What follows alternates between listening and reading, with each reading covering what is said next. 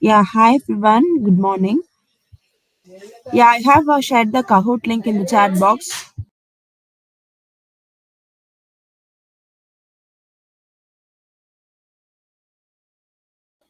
Yeah, you can join.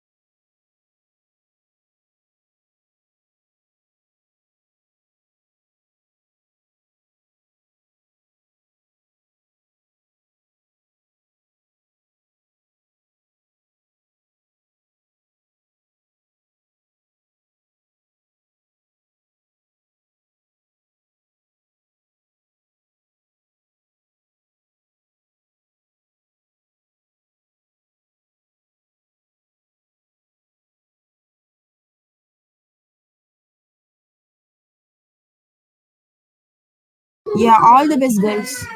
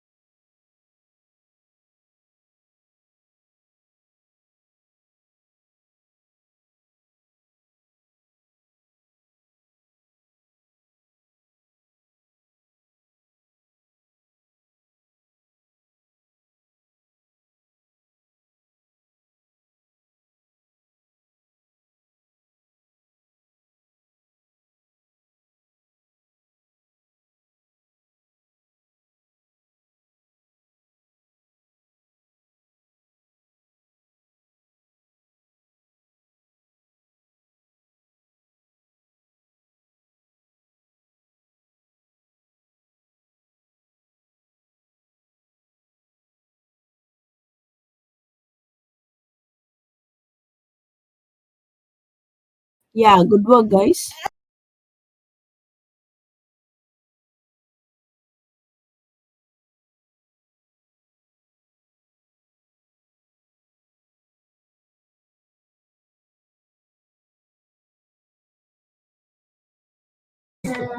So we can start our session now.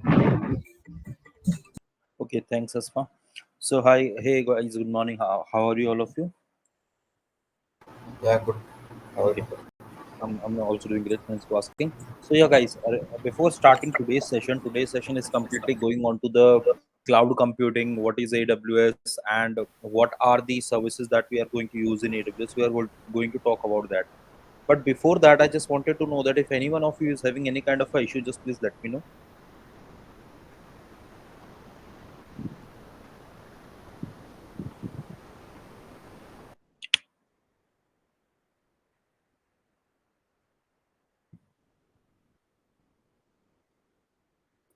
Yeah, hi Vikas. I'm having one doubt regarding the task which is given by the team. Hmm. Can I ask that over here?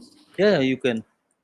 Shall I share you the question step Yeah, file? you can. Yeah, 1 minute.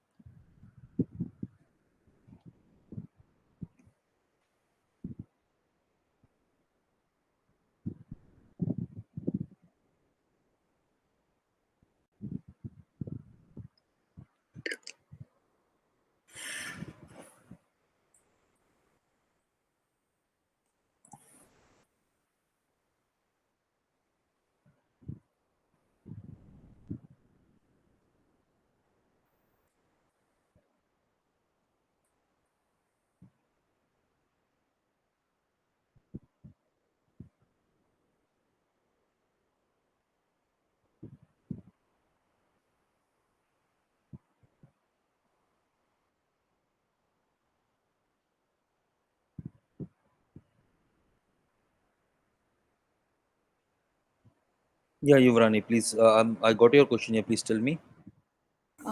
From the question itself, I couldn't understand. Given a file means what file they are meaning. You can create your own file, or if they have any file, you can just download it and you can just concatenate that file.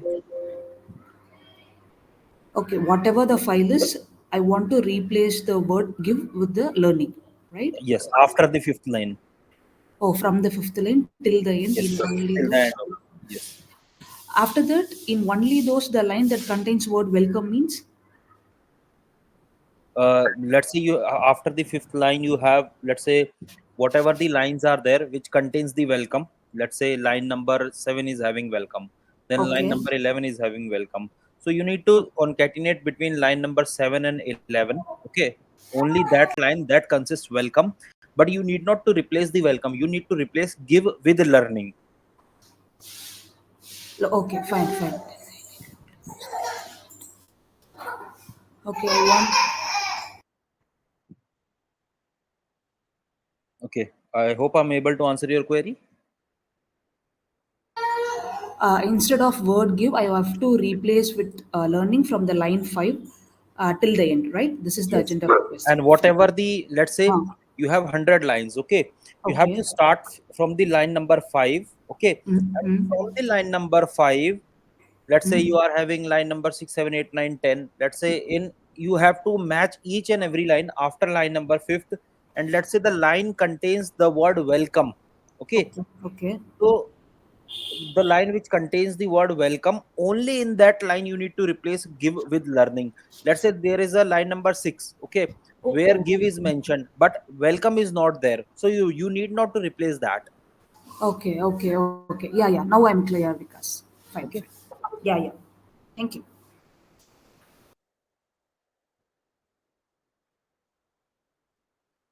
Okay, so guys, just let me know once my screen is visible to you. I hope it is visible. Yes. Okay, so today we are going to talk about the cloud computing. So before talking about cloud computing, I just wanted to uh, understand few inputs from you, that according to you, what is a cloud computing? Can anyone please tell me?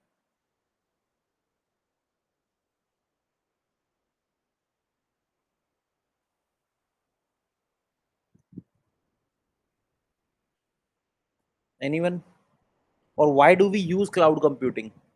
Let's say forgot about. Yeah, Yeah, please tell me. cloud computing is something we are managing the infrastructure without taking care of hardware for data center. Okay, without taking care of the hardware. Okay. You using the resources like CPU, memory, RAM, without taking care of data center or hardware.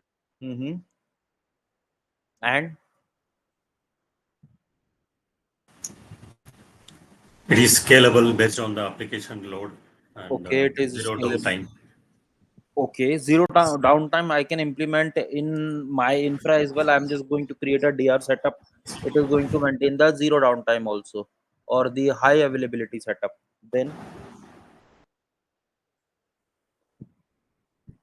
still, although your answer are correct to some extent, but still you are missing some kind of a the core of the definition. Just think about that. Although you guys have used AWS is a cloud, because in our earlier classes we have created our AWS account and we have created the servers onto it. Now you just need to figure out that what the things you have done there and what is the thing you are doing on your local or in a legacy mode infrastructure, that makes right now cloud as a leader in the market. There definitely there are some kind of a good things about cloud. So someone says renting a space from other place. Okay. So Mohammed, in that case, what I can do, I can rent a space from data center also. We can work from anywhere with internet connect access. We can do the same with whenever we have the servers in the data center. Efficient. Okay. Cost efficient. Okay. So according to the application, I can optimize my infrastructure and I can easily optimize the cost as well. But still, why cloud computing? Less human intervention. Okay, I'll automate all the things.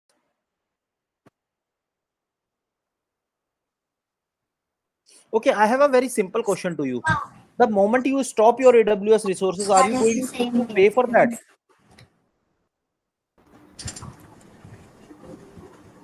No. No. And let's say the same scenario we take when we rented a space from the data center. So let's say we are either using it or not. Are we going to cost there?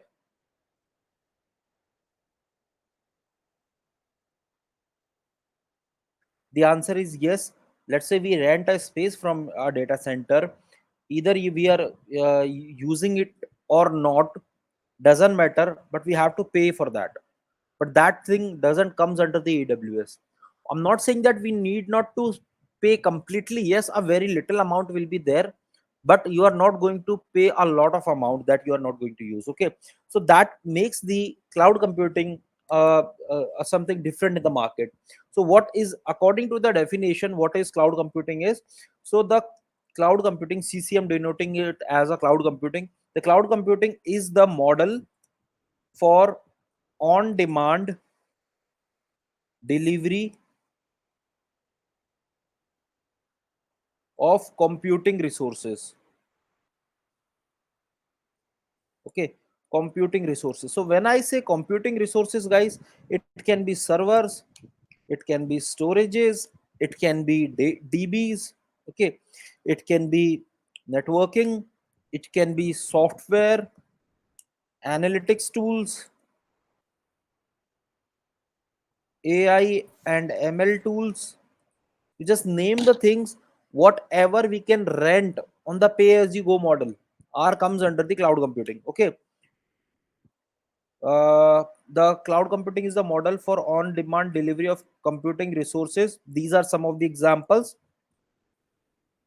on the basis of pay as you go model. So when I say pay as you go, means you are only going to be charged for the moment you are using the AWS. resources or the cloud resources. Okay, forget about AWS. We talk about a generic scenario of cloud computing. So let's say either we are only going to pay for the moment we are using it. Okay, so what are the other benefits of using the cloud computing? So basically, guys, when we rent a space in a legacy mode, okay, what is the drawback there? So the drawback is that we are owning and maintaining those physical, guys, please mute yourself, uh, physical data centers, okay, that anyone can access and whenever they want to use.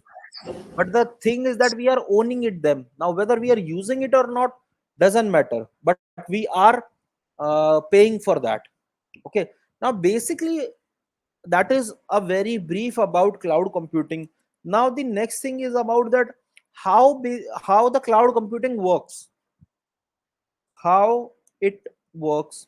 Okay, so the very first thing that cloud computing, so we have the cloud providers, and they have in the background they have a massive data centers. Now those data centers around the world, so we can say that we own a cloud provider. Okay, we own a cloud provider who maintains a massive data center around the world.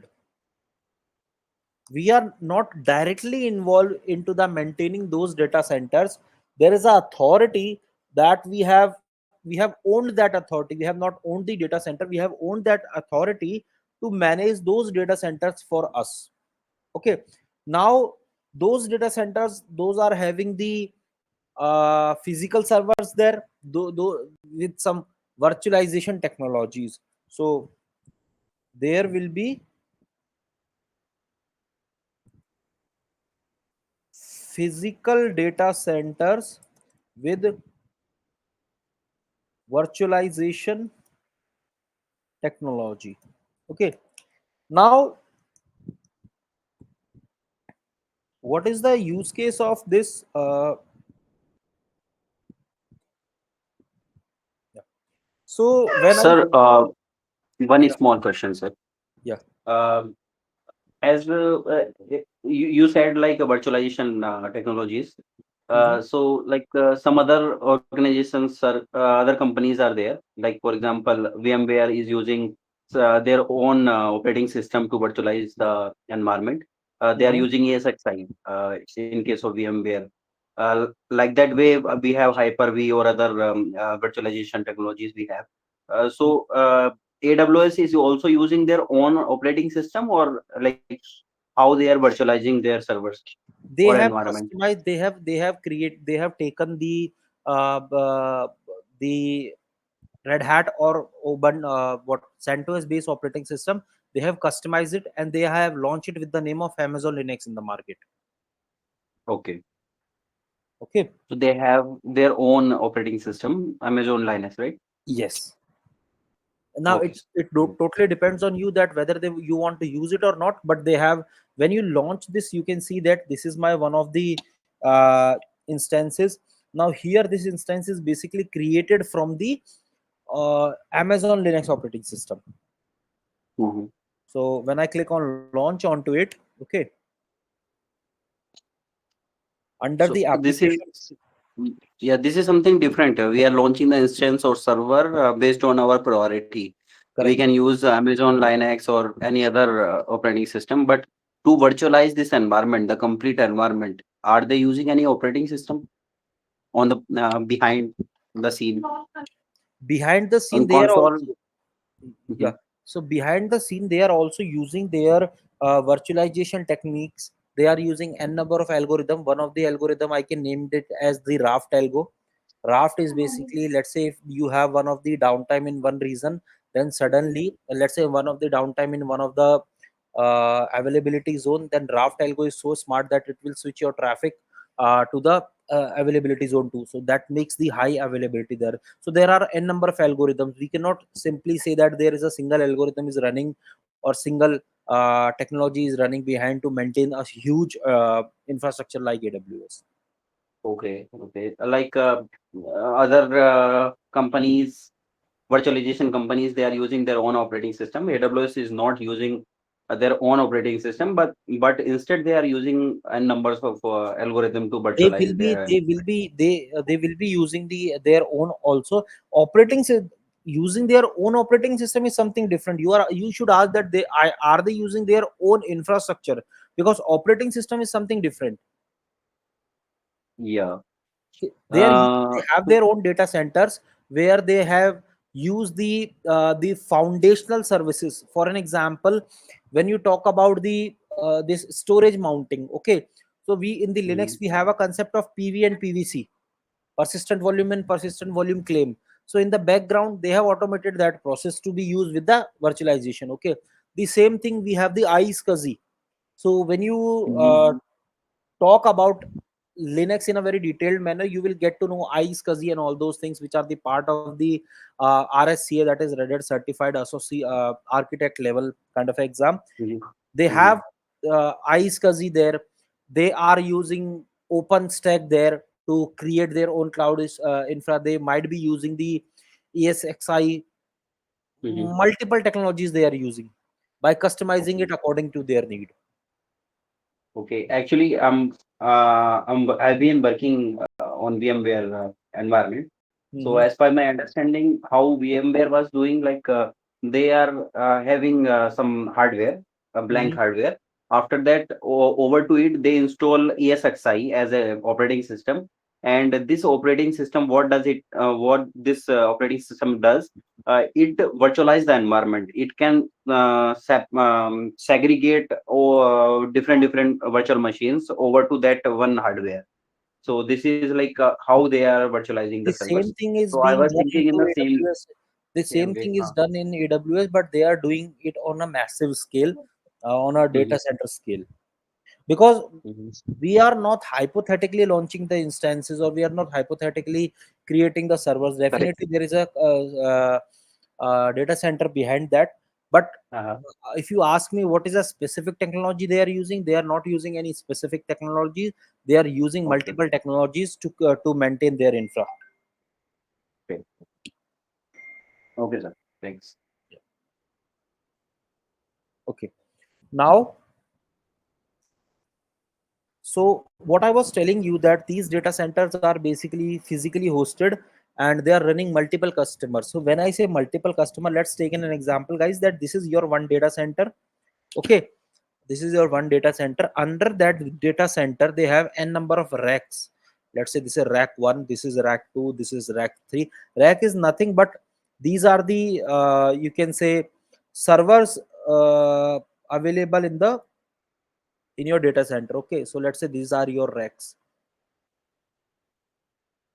Now what is the benefit of using cloud computing is, let's say this is your rack number 1. Okay, what happens, let's say you are right now you are using this rack A, is there rack B, we have rack C and rack D. Now let's say you are using this rack earlier, but somehow you have stopped using it.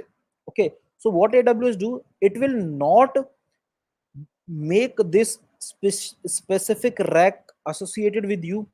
It is actually renting the space for you.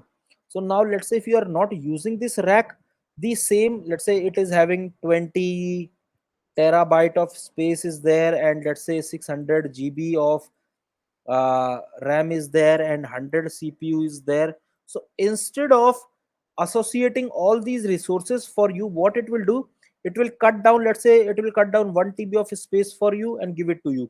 If you are using it, then it's okay. If you are not using it, then what it will do, the this rack will rent other customers onto it as well. So here you can see the space is or whatever the infra you are using it, it is completely in a shared manner, because they are renting multiple customers onto this specific rack. That is why the cost of using it is a bit is a bit cheap. But consider a scenario that you are only using 1 TB and you are only using 20 GB, you are only using 10 core of CPU, but you are renting the complete rack, then you can imagine the cost you are going to incur here. The same thing happens into the data center, the legacy data center I'm talking about.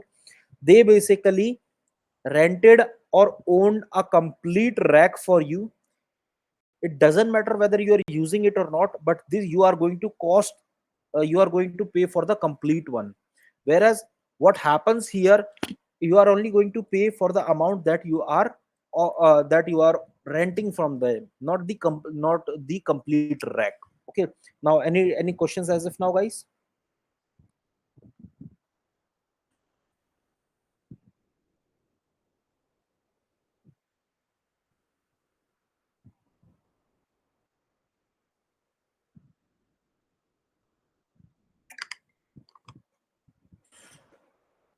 Okay, yeah, so in the background these are working in this pattern. Now we have multiple type of cloud computing services we have. So type of cloud computing services. So the very first one is IaaS, that is infrastructure as a service. Infra as a service, what does that mean? So let's say this will provide the complete infrastructure to you. Now when I say infrastructure, it provides the VMs to you, it provides the storage, it provides the network. Just think about a device that you required in your infrastructure is being provided to you by any cloud provider. That is called the infrastructure as a service. Okay, now when we say infrastructure as a service, it means that here you can see that this is our AWS, okay, or this is our cloud provider. In the cloud provider, everything is considered as a service. So when I'm using this service EC2, it means I am using the, in the core background, I'm using the infrastructure as a service. Means with the help of a service, I'm creating the infrastructure. Okay, this is the first thing. Next thing is we have the PaaS, which is called the platform as a service.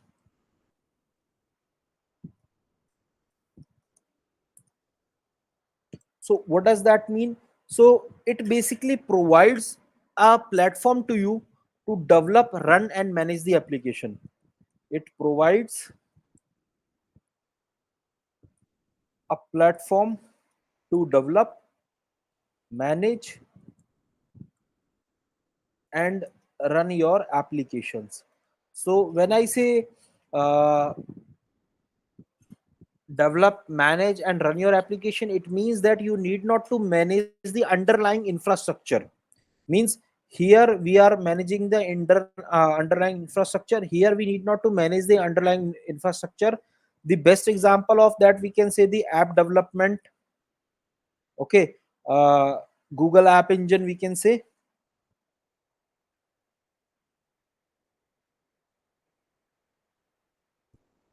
Azure app service. Means you just simply put your code, test your code. If it is working as expected, then it's good. If it is not, you can stop using this service. You need not to worry about creating the VMs, you need not to worry about creating the IP addresses, networking, hardware, nothing. You need not to worry. You just put your code and try to use it. Okay, next thing is, that is SaaS, software as a service. SaaS means, let's say there is a software available over the internet and you are simply going to use it only.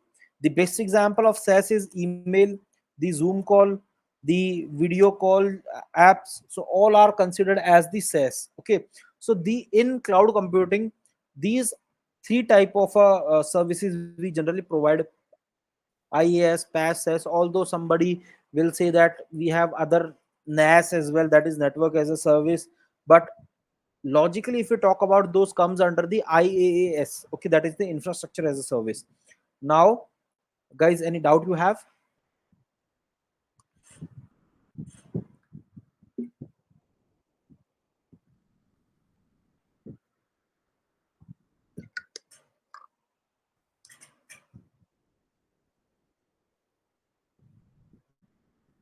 Okay, if no doubt, then let's talk about the type of a cloud providers. Sorry, the what type of a models we have, or those are called the deployment models into cloud computing.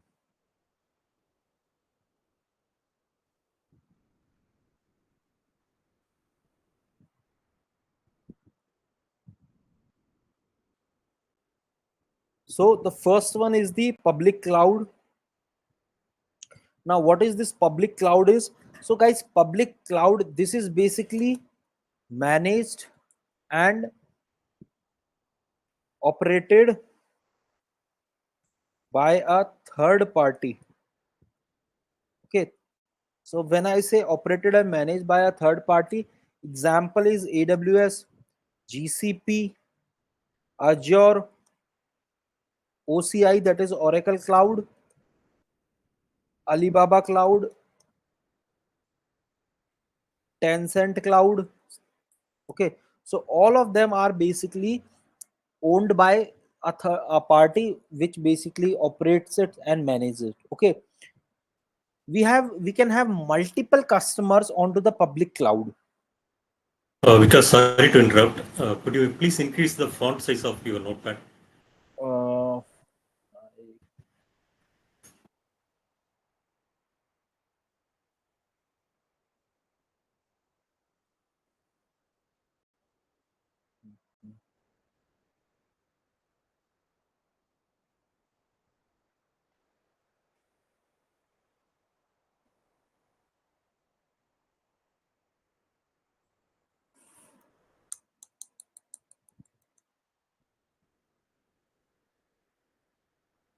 just a second, let me just check. Actually, I never increase the font size. Just a minute, please.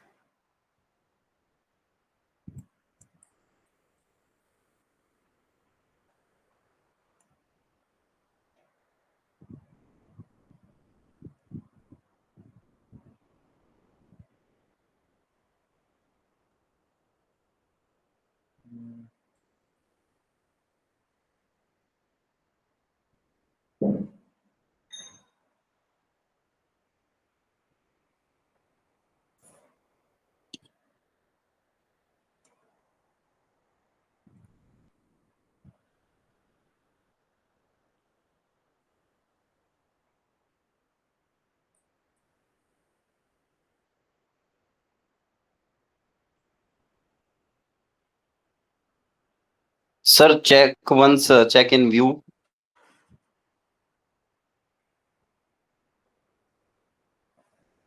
Hmm.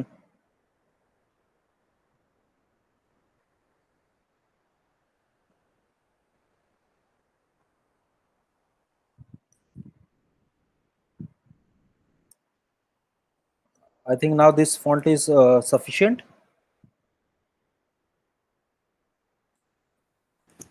Yeah, yes, okay. Okay.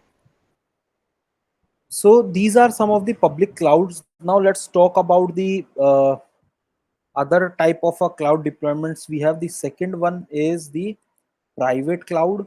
Now guys, what is this private cloud? So these are the cloud basically uh, used by one organization. So when I say used by one organization, those are the type of a cloud which are being managed by your organization only. There is no any other shared customer onto it until and unless your company is having the policies for that, or you can say that this is in-house cloud. The best example for that, OpenStack. You can create your own cloud infrastructure using the OpenStack. Okay, the third type of cloud is hybrid cloud. So when I say hybrid cloud, so it is a combination of private and public cloud. So when I say combination of private and public cloud, means you are using AWS, GCP, Alibaba, any type of cloud, as well as your organization owns a private cloud as well. Okay, this is the third type of a infra. Then we have the next infra, which is called the multi-cloud setup. The next one is multi cloud. So when I say multi-cloud, guys, whenever any organization uses more than one cloud providers to avoid any kind of a lock-ins, okay, then we called it as the multi-cloud. So let's say in your organization, if you're using AWS and Azure or GCP together, so that kind of a infra or that kind of a cloud deployment strategy is called as the multi-cloud strategy. Okay, if you have any doubt till this point, just please let me know. Yes, sir. Regarding that multi-cloud, Hmm. so these you said if the company is using more than one cloud provider, so in Hmm. that case we will say like multi-cloud.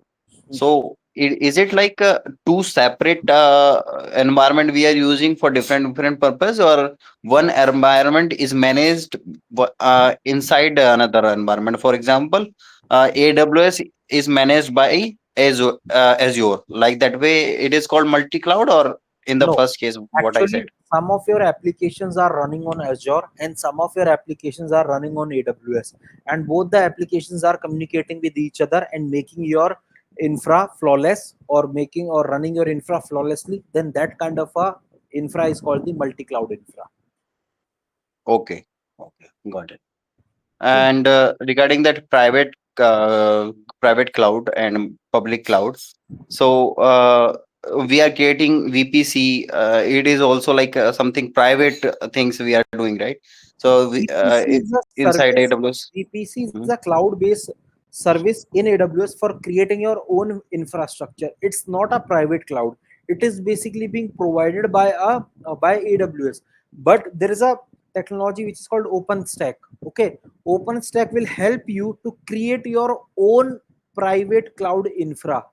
Let's say VPC is a service named in an AWS, but let's talk about your organization don't want to use any kind of a third party public cloud provider. They want to create and manage their own infra in the organization, or that is completely on cloud terminologies. So there you require the technologies like OpenStack, OpenShift, that is being generally being uh, Okay. provided by AWS. One of the best example I can say, right now we have the VMware cloud as well. Okay, VMware cloud, what Uh-huh. it will do, it will make yourself to create your own infrastructure for your organization. No other, there is no third party intervention there. You just got a Uh-huh. license from there, and you are using it there. The management is also need to be done by yourself. But in AWS, what will happen, if you owned a license from them or you have taken the subscription for them, they are managing the infra for you. But in Okay. VMware or in the private cloud, you need to manage your infra also. Got it, sir. Thanks. Okay, now what are the benefits of using cloud computing? So the very first one is cost efficiency.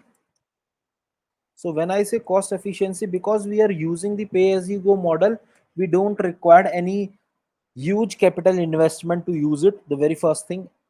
Next is speed and agility. So when I say speed and agility, let's say you need to create a you need to provision the infrastructure. Okay, let's take talk about the legacy. uh, Third one also, let me use it, scalability. Okay, so guys, let's talk about the legacy mode of provisioning the infra that generally being done around 20 years ago in the market, or let's say 15 years ago. Let's say I required I have, just a second, I'm getting a call, please.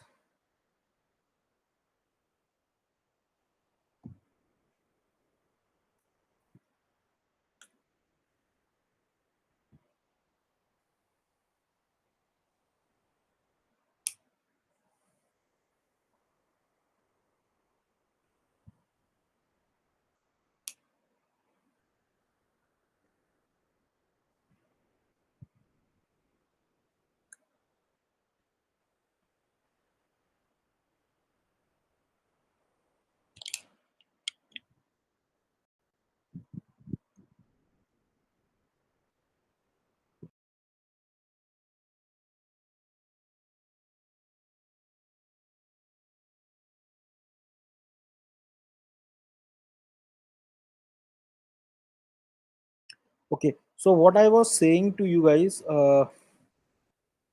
regarding the infrastructure, yes, I was talking about the legacy type of a infrastructure that we need to provision. Let's take an example. My team, or let's say I'm the manager of the team, I need to create a new service for my organization. For that, I need to raise a request to my IT team. Hey, I required 10, let's say 10 servers, which should have around uh, 20 or 24 core of CPU, X, let's say 48 GB of RAM, and etc. Now, just imagine a scenario where you need to raise this request first of all, then the request will go for the approval, then the approval will come to the IT team. They will order this infra. The infra will take around 5 to 10 days to be available in your organization. After that, they are going to provision that for you. They are going to do a security check for you, and then the server will be delivered to you. Now imagine the time it is going to consume. So what it is happening, it is actually enhancing the time of delivery, or it is actually delaying the time of a new software delivery. So that is why you can see that previously there are updates were available uh, in a very rare moment. I would say it takes a very long time to get a new update of the software. Because of this, one of the reason is infra provisioning. But once cloud comes into the picture, let's say, and also let's say they have ordered this thing, and now your manager says that, or now the new feature that you want to develop for your organization, you encountered an issue and you required more specs for that. Now again the same process need to be followed. Then imagine the time it is going to consume. So what we have achieved when we opted for cloud, we can simply go and we can simply just, let's say if I need to enhance the infra, what I can do, I just simply click on the infra. Let's say I'll click on it, I'll just simply instance setting, change instance type, whatever the requirement I have, I just click on it and launch it. And you can imagine the uh, earlier it was taking almost a month to provision the infrastructure. But once we have cloud in place there, it is taking very short time, or I would say it is taking fraction of minutes to launch your new infrastructure with the respective provision architecture you required. Okay, the fourth one, the is using the global reach.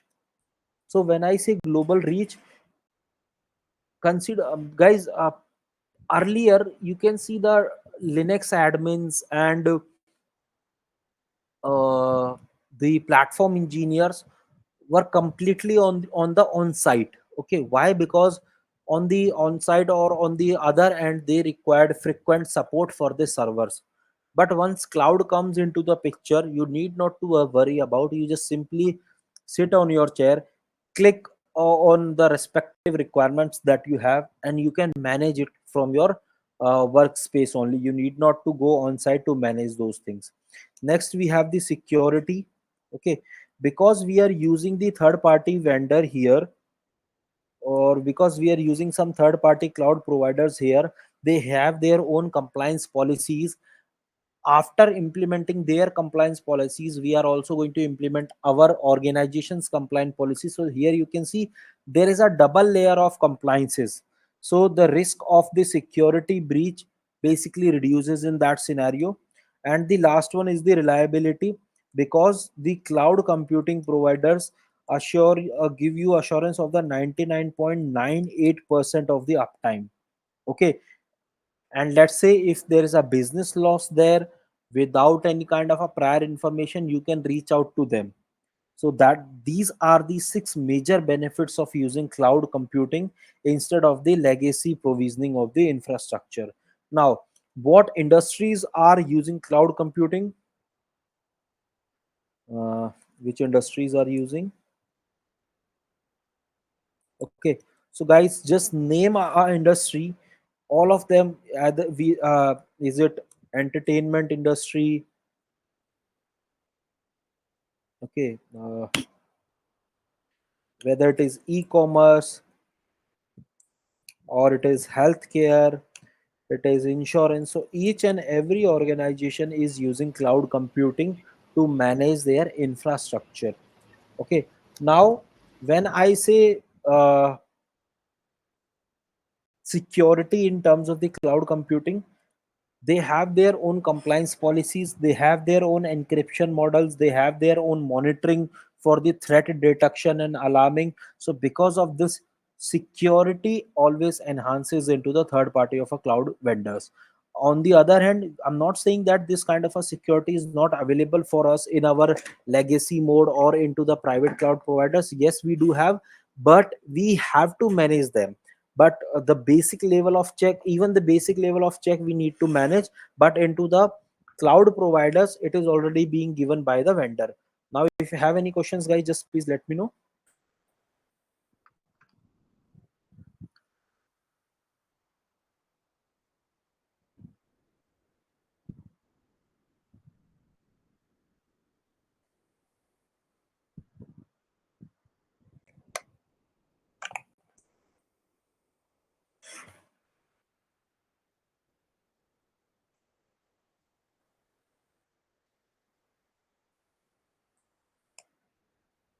Okay, if no questions, then let's talk about the some of the leaders of the cloud in the market and why we are using AWS only.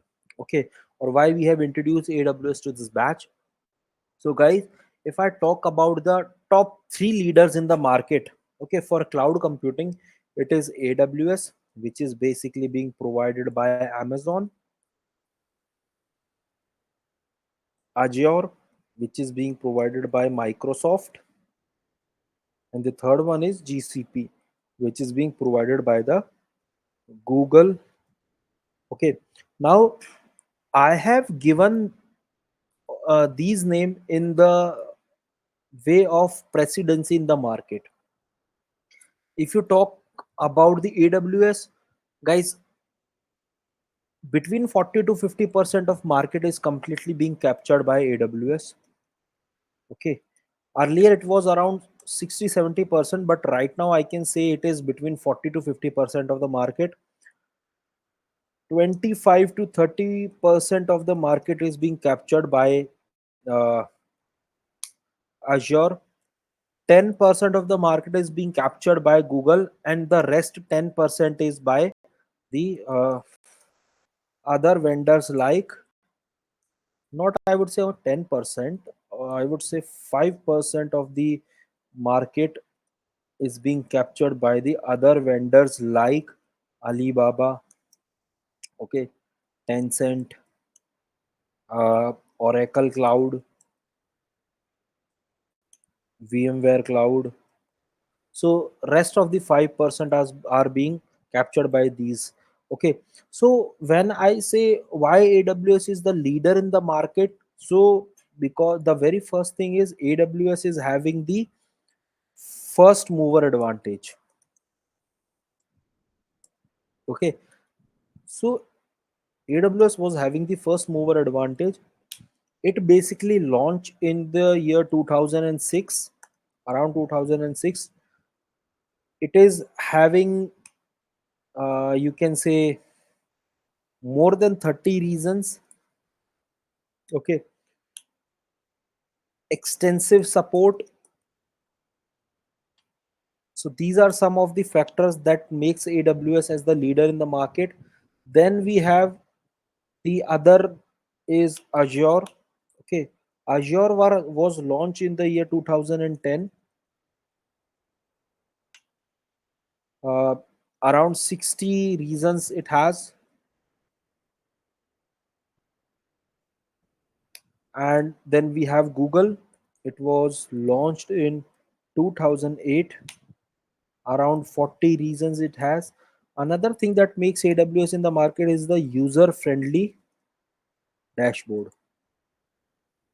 So when you compare the dashboard of as being not only a technical person, as being a non-technical person, if you compare the dashboard of AWS, Azure and GCP, you found that AWS is quite user friendly. Okay, have extensive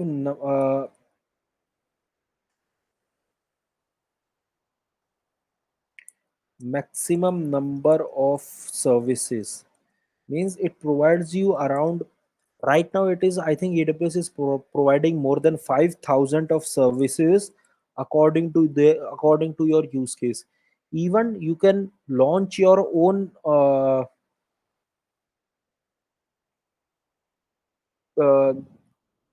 when I say AWS is providing almost more than 5,000 of services in the current time, although it is more than that, but I'm just giving a rough idea that you can launch your own OTT platform also on AWS. There are services there. You can create your own OTT platform. You can just think about a scenario in the IT world. Everything is being provided by AWS. Okay, so that is why AWS is one of the leader in the market. If I talk about some more uh, strengths of AWS, the very first thing is it basically provides a large number of services. It is having the user friendly dashboard, and also another thing, strong enterprise tools. So it provides large number of tools that can be used by each and every organization. They can be used by any organization of any domain. Now when I say Azure, okay, so Azure is basically more convenient for the hybrid cloud of a infra. Why? Because it has some integration services like Active Directory and Office 365. So because of these services, Azure is more conveniently being used in hybrid infra. Where AW you can use AWS also in hybrid infra, but yes, you required some other tools for the integration there. But Azure provide their own integration tool to be used with the hybrid infra. Now, when I say GCP, GCP is being used by the organization which are on a which is having a upper hand in terms of the analytics tool. Okay, when you required superior AI ML tools, okay, flexible pricing and strong containers in Kubernetes, then you should opt for Google. Or in a very simple language, when you are looking for a very good infra for, or strong containers for the infrastructure, then go for Google. If you are looking for the service which requires a heavy AI ML operations or heavy analytics operation, go for Google. So these are the three main strength between these providers. Now, if you have any questions, just please let me know.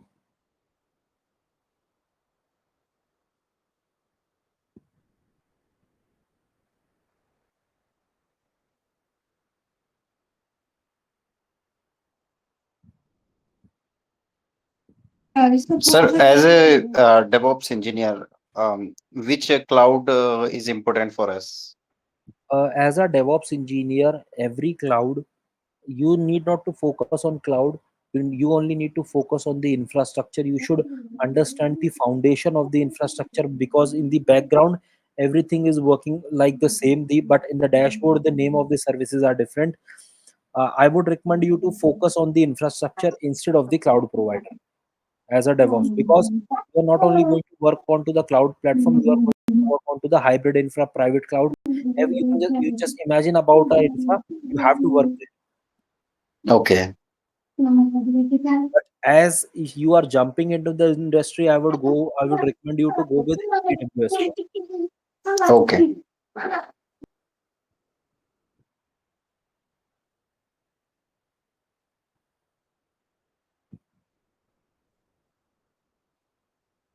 Okay, any other doubts you have, guys?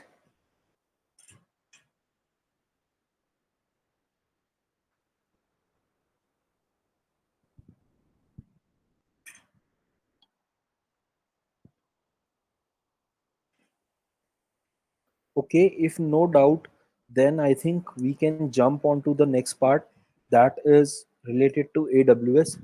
Now, as we have talked about AWS a lot, we have talked about cloud a lot. Few things that I wanted to tell you about AWS is, guys, AWS, if you are only looking for the if you are looking for the certifications in AWS, because each and every cloud provider provides the certification, I would say that once you are handy with AWS or any cloud provider, just go for their associate level certification.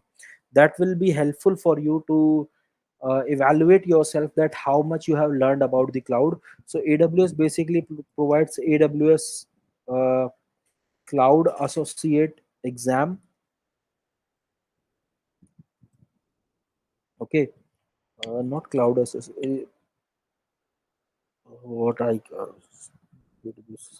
yeah. So the associate level of exam will be AWS certified solution architect. Okay, AWS cloud foundation exam, the cloud practitioner exam, I would say. So these are exams that you can go for if you are planning to evaluate yourself after this course. Okay, what are the services that are going to be we are going to use in our this uh, this course? IAM, EC2, S3, ELBs, VPCs. Okay, Route 53, RDS, CI/CD. So these are some of the services. I'm not saying that these are the complete services. These are some of the services that we are going to use. And guys, believe me, in your day-to-day operation, yes, in your day-to-day operation, the maximum number of services will be these you are going to use. Not if until unless your company is having their own complex infra, you can use any other service from that. But 90% of the chances are that you are going to use these services. Okay, so in that series, we are going to talk about the very first service in AWS, that is called the IAM. Okay, so guys, what is IAM? What is the use case of using this IAM? So first of all, IAM, so this is called the Identity and Access Management Service. Okay, what is the role of IAM? Consider a scenario. Let's say,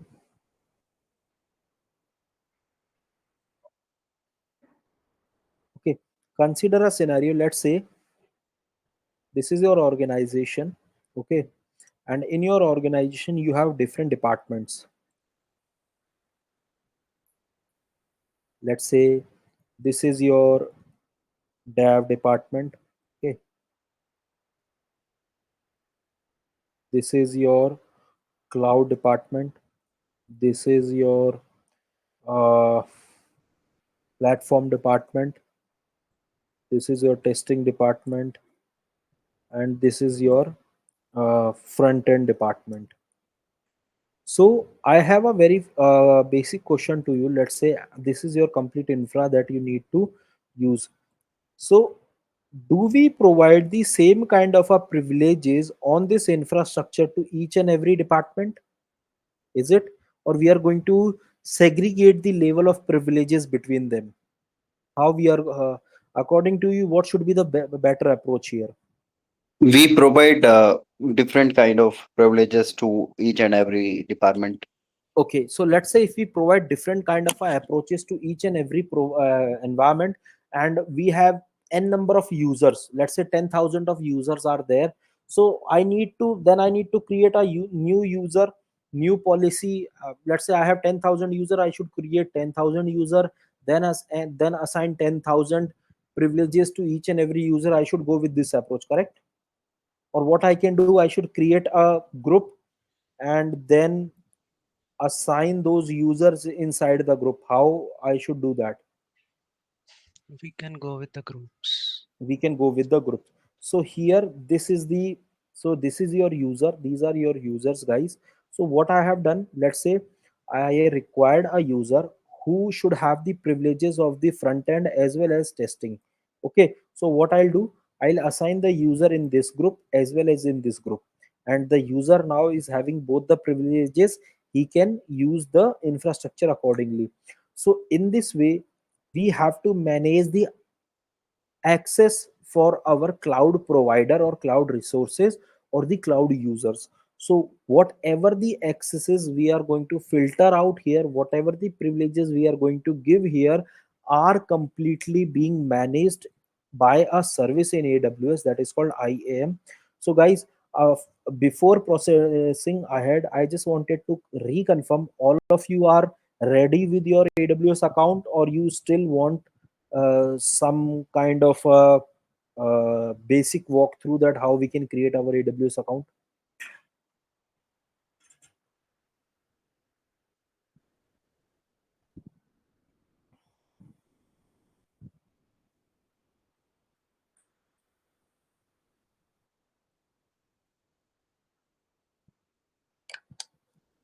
I'm ready with my account because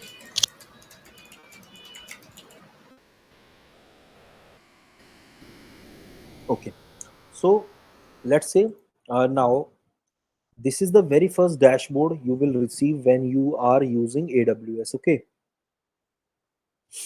so here, there this section is called for the services section. Here you can see we have analytics, application integration. So these are the domain of the services, not the services, these are the domain. Let's say if you want to work into the cloud computing domain, so these are the services available for your computing. So in this way we need to figure out. Now because we need to work on IAM, simply search for IAM. Here you are getting the service manage access to AWS account. So this is the IAM service for you guys. Okay, here you can see that under the access management you have user group, you have users, you have roles, policies, identity providers, account setting, root access management, report about the access, that is there any kind of a unwanted access being done on your account or not. So we can easily get those details, or we can manage our users from here. So once I click on users, okay, you can see that right now I don't have any user. So how can I create a user in AWS account? Simply what I need to do, now in the organization, either you are using some kind of a SAML integration with your AWS, or you are using some kind of a AD integration, that is the Active Directory integration in your organization. But if I talk about the foundation of the things, everything is being managed from here only. Okay, so simply click on create user. It will ask for the user. So let's say if I'll create a user test, okay, it asks provide user access to AWS management console. It is optional. Right now I'm just enabling it. It says that specify a user in identity center, or I want to create an IAM user. So let's say I'll create an, when I create, I specify user in identity center. Okay, so guys, whatever the AD tool or whatever the access management tool apart from IAM I'm using on my organization level, I need to select this option. But if I want to create a user separately, simply click on it, auto generated password or custom password. So I'll simply mention custom password. So let's say I'll give this one, user must create a new password. Next. So this kind of a thing you need to, you, there are very high chances that you will do in your organization as well. Okay, now it says that if you want to add this user to a group, you want to copy the permission, or you want to attach the policies directly. Because right now we have not talked about group, we have not talked about permission. I'll simply click attach policies directly. For now I am making this user. I'll tell you about the policies. So guys, basically there are three type of policies available in AWS. One is read policy, one is write policy, and another one is the admin policy that can do anything. So when I give read policy, I can only read the things. So let's say I'll take the S3 read. Okay, read only. Now what I have done, I have given this user test a policy, means I am giving the privileges that he or she can only read the S3 service. they cannot perform anything apart from this. Okay, now you can see that when I click on create user, the user is getting created. Okay, this is the console sign in. You just need to give this console sign in to your respective user.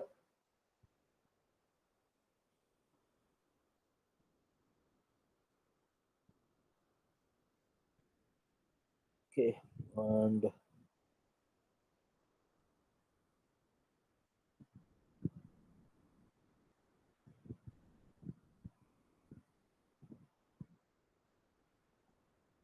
so this is my username. Okay, I can simply download the CSV as well. This CSV will consist my credentials. Okay, so I'll simply click on this. It won't open. Okay, I'll simply copy the username.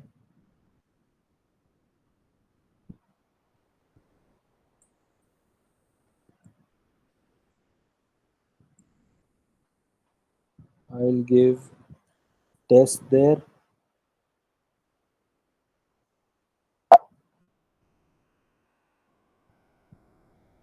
Test.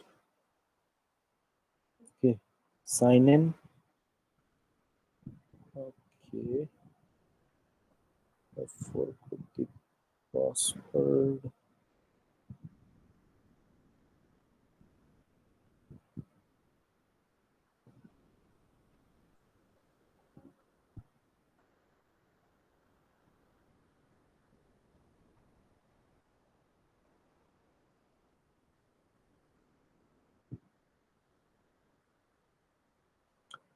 So you can see that now I'm able to log in. I just need to provide my old password. Okay,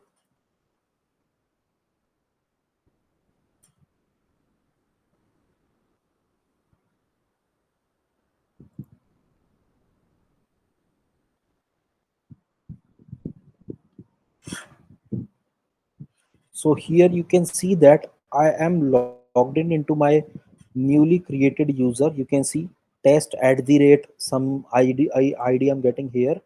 Okay, so you can see I'm getting access denied to service catalog. So whenever I click on any of the services, you will see that I'll get the access denied. While I'll get the access denied because I have only given the read only permission to the user test for the specific service which is named as S3. Okay, so here you can see that once I click on launch instance,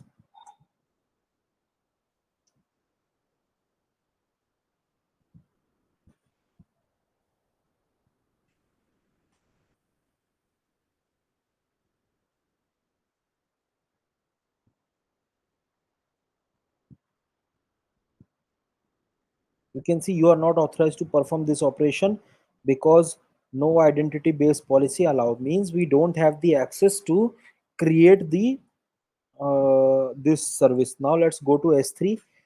In the S3 we cannot write anything, we can only read this.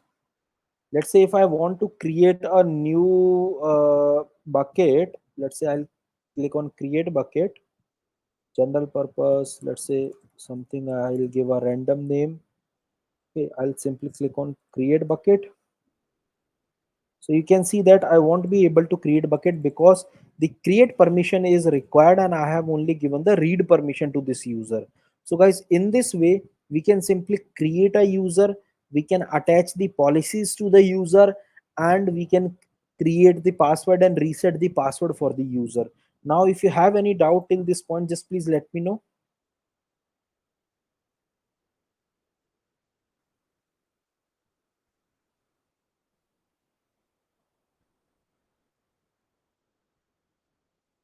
So once I click to users list, you can see I do have a username test, which is the only user right now.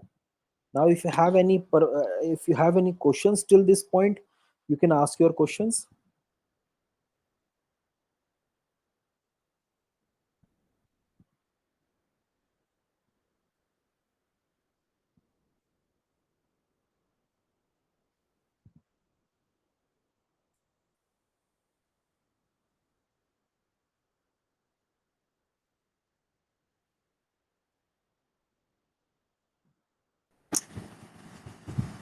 Creating user here, it is only for the AWS interface, right?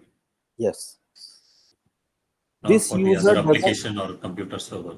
No, this is only for an AWS. And guys, remember one thing: whenever you are creating the user here, it does not mean that this test user will be available in your EC2 instance also. No, this is only for your AWS console and CLI. You can manage your resources with those users. It doesn't mean it is not the same as you are creating a user in the Linux system. Okay, it is only you are creating your user for the AWS console or AWS CLI.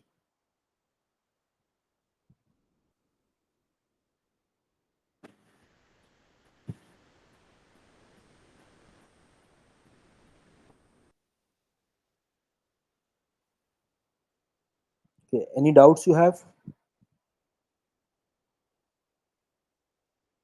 Okay,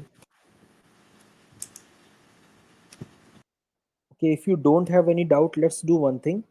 Let's take a short break of 10 minutes. Right now it's 11:21. Let's rejoin at 11:30 and we'll start ahead from the IAM. Okay.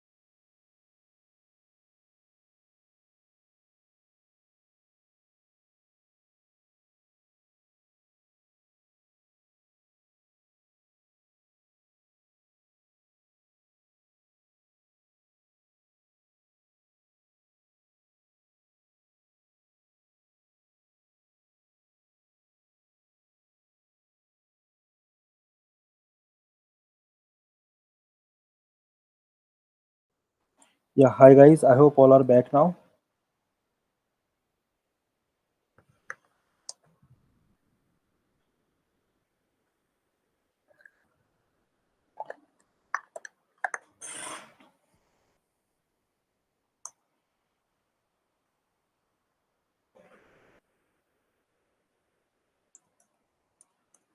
Hello, guys. Am I audible? Yeah, Yes. Okay. So I have shown you that I have shown you by creating one of the users, but let's talk about in more detail.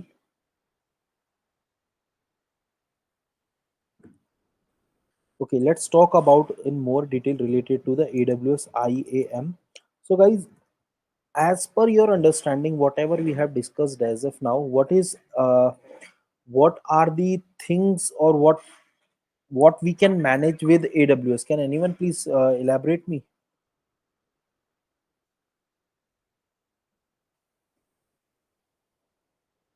Anyone of you, that what are the things we can manage with AWS?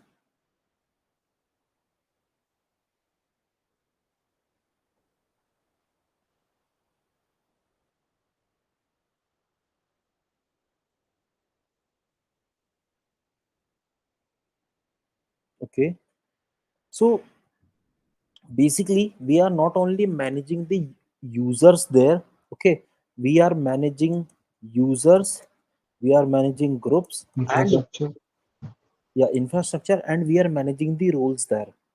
Now what is this roles? So guys, roles is nothing but it's just a set of permissions that you are giving. Okay, so with using the AWS IAM, we can not only allow the persons, we can deny the persons as well, that what not to do. Okay, basically, so when you go here and you check any of the policies, you click on this policy, let's say. Okay, and you just click any of the policy, that is, let's say, read this one. I'll say S3 read. Okay, so when you open this policy, okay, you can see that this policy is in some specific syntax. Okay, always remember guys that AWS is always gives their policy into the JSON format. The format that you are seeing here is JSON format. And when you how can you see that what are the permissions given into the policy? So simply expand, click on this expand. S3 get means download, list, only describe, and if you want to perform some operation with the help of the lambda, these things you can do. You cannot do anything related to the read, sorry, write or admin kind of a privileges here. You can only read the things. So that is the use case. In this way, your IAM policies are created. Okay, under the policies you can see we have the access management. Okay, under the access management we have users group. Okay, we have users, we have policies, and we have the roles, and last one is the roles. So these are the four things that are mandatory for you to understand whenever you are talking about the IAM. Okay, so first of all, let's talk about users. So it is a IAM user, okay, with threads.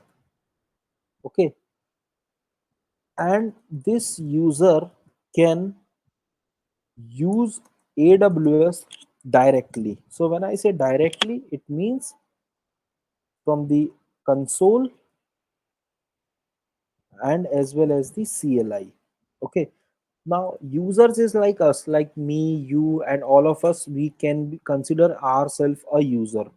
Then we have users group.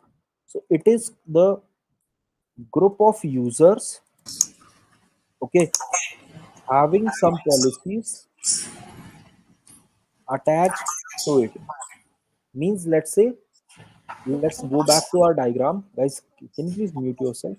Okay, so here you can see that We have dev, we have cloud, we have platform testing, front end. So this is actually a group of users where I have created multiple users and I have defined them under the specific group. Let's say I'll create a user test and I'll create a group with the name of developer. I'll give the permission to developer and then you can see the user can use it. Then we have the policies. Okay, so it is a JSON document that manages what Just can you increase the font again? Sorry to interrupt. yeah, sorry, I forgot to do that. Instead of zooming in, just make the font size. It will be fixed, right? I'll check for that actually. Yeah. I feel okay. I see So a option the top of the bar, that edit button. No, in the middle of the taskbar, we can see the font AA starts with AA. Below one. Oh yeah, that one.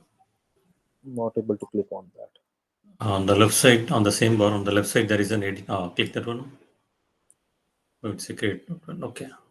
Okay, let it be like this. I'll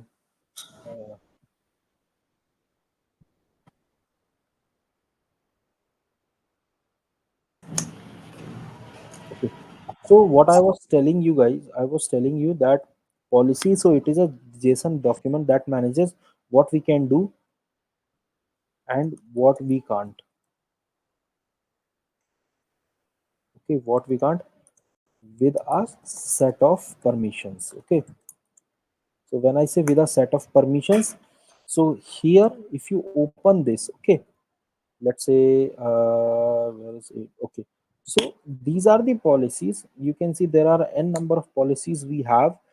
These policies are nothing but these are having some set of a permission. So you can see allow action star means this specific policy can read, write, execute whatever you want to perform with this specific policy. You can do this. Okay, because this is having the whenever you get action star, it means this policy is related to the admin privileges. Okay, so in this way you can easily identify related to the policies. So these are called the inline policies. Okay, now the next thing we have is the IAM roles, which is very important for you to understand the use case of IAM roles. Okay, so uh, it is used to assume or to access your AWS services. Guys, there is a very small difference between roles, IAM roles, and uh, IAM user. Okay, IAM user is specific to the user, means a user can do. But if you want your one AWS service to communicate with other AWS service, then you use roles. Means let's say if you want to communicate your S3 bucket with AWS EC2 instance, then you need to create a role and assign the role to the respective services. Then only you will able to access the those services using the AWS services. Okay, so this is the major, these are the major use cases that you need to understand when you are talking about the IAM. Now if you have any doubt in these 4 points, you can answer, you can ask your query. I'll happy to answer. Then I'll process ahead using your AWS management.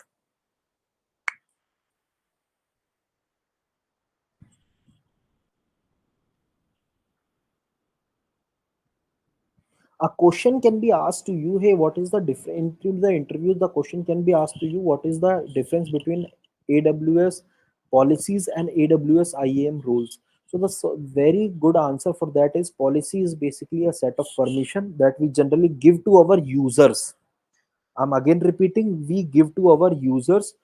But IAM rule is is a combination of policies that we generally give to our AW give so that our users as well as AWS services can access the resources. So this is the major difference between the policies and the roles.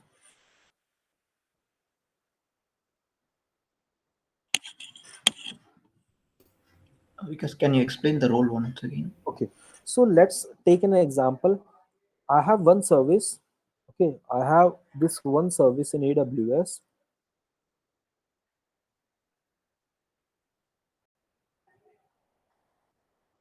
Okay, this is my one service and this is my another service. Now what I want that my this service and these two services should communicate to each other. Okay, now if my this service want to communicate with this service, they cannot communicate with the help of users, they cannot communicate with the help of policies. For that you need to create the roles. You need to create IAM roles, then only your this service can communicate with the other service.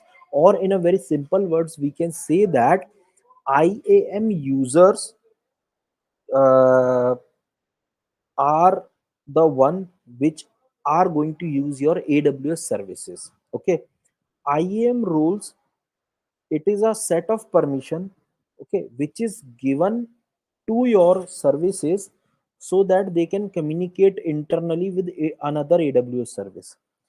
IAM role can be assigned to user, it can be assigned to the AWS services. This is the only difference.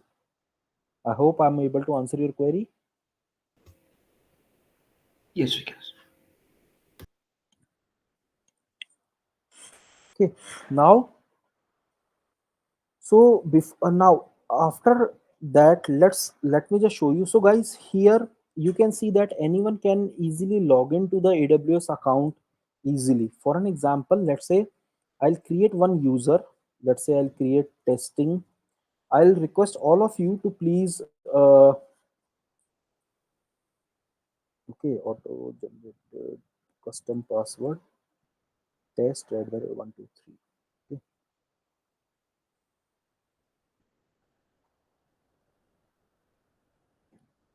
attach policies. I'll use read s3 s3. Okay, this one. Next, create user. Guys, I request all of you to please log in onto this because I wanted to show you the two-factor authentication, how we can enable that. Okay, anyone please try to log in. This is the username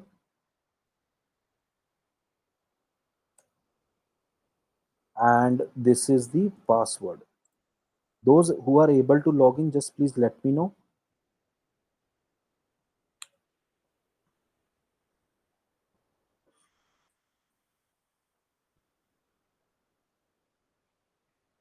Sorry, it's test123, not test1234. This is the password. Just try to log in and then let me know those who are able to do.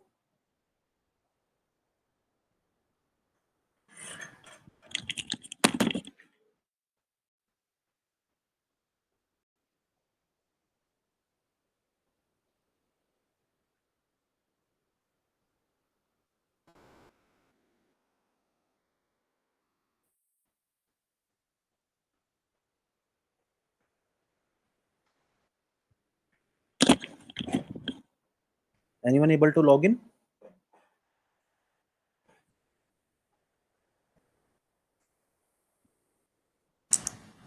Yes, Vikas. Okay. So okay. So now you can you please share your screen and show all of them that you are able to log in. Sure.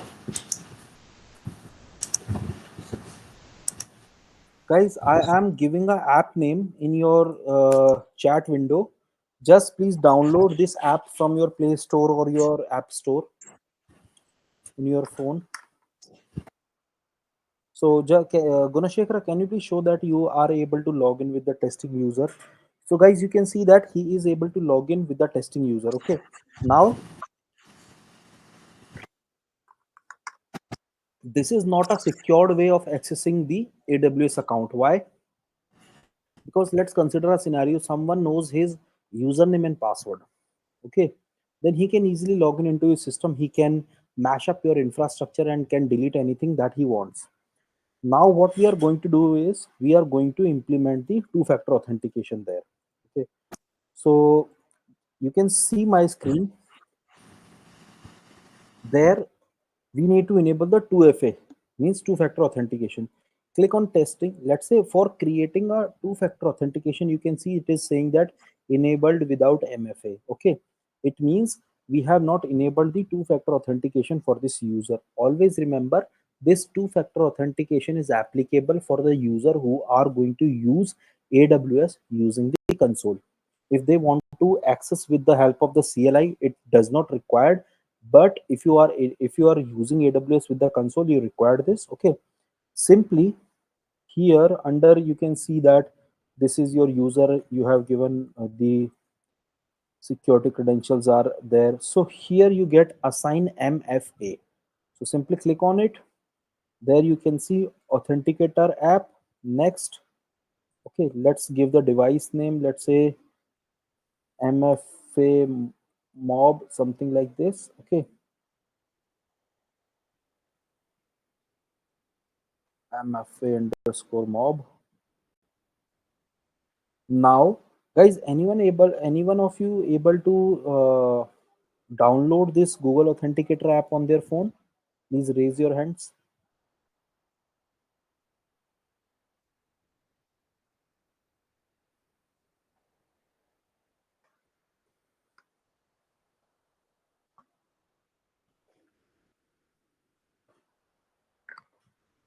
Okay, so we know you are able to do, correct? So I'm just showing this QR code. Just please scan it. Scan this QR Yes. and just give me the MFA code.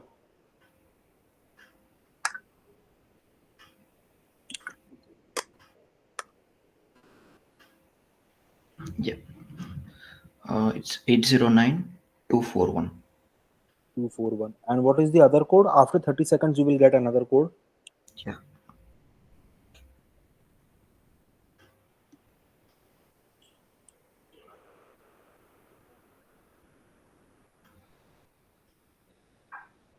Yeah. 945 945 592. 592. Okay. Add MFA. I need to. Okay. Now MFA is being added. Okay. Now, Gunashekara, can you please do one thing for me? Can you please share your screen once again?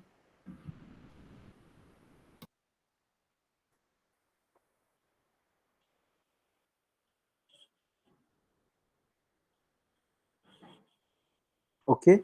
Just go to AWS account, log out from it, and then try to relog in. Then try to relog in with the same credentials that I have given to you.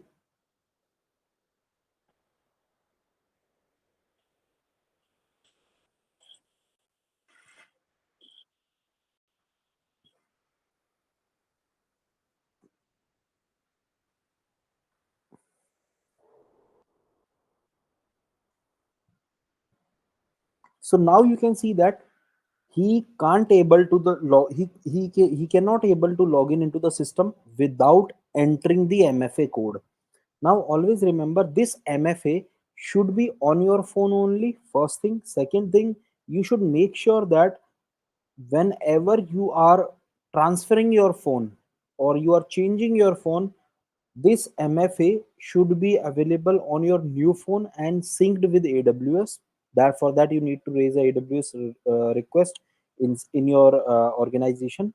But without MFA, or let's say in your organization you are responsible for creating the IAM users, make sure that you are not creating any user without any MFA. You should make sure that the user should have the MFA enabled onto it. Okay. Now, what is the benefit of using this MFA? Although if anybody knows my username and password, still he required the MFA creds to log in onto the system. Okay. Now, guys, any questions you have as of now?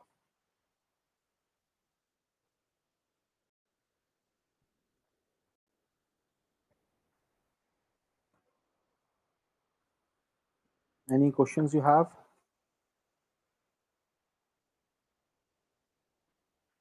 Okay, if no questions, then we will process ahead.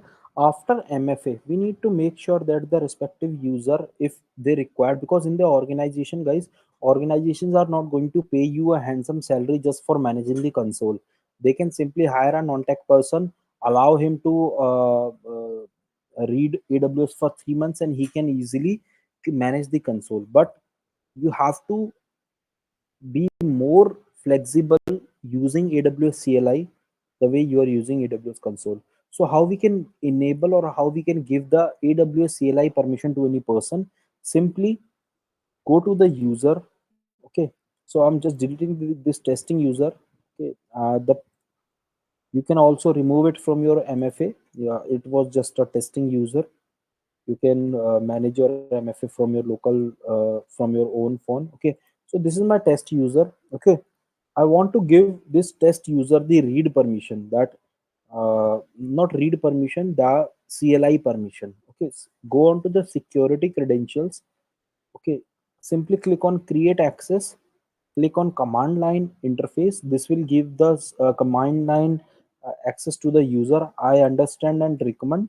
Next. Okay, create access key, secret key. Now you can see your access key and secret key. So these access key and secret key are basically the username and password for your CLI user. Download the CSV. Okay, I'll simply copy this onto my system. That this is my access key. Okay,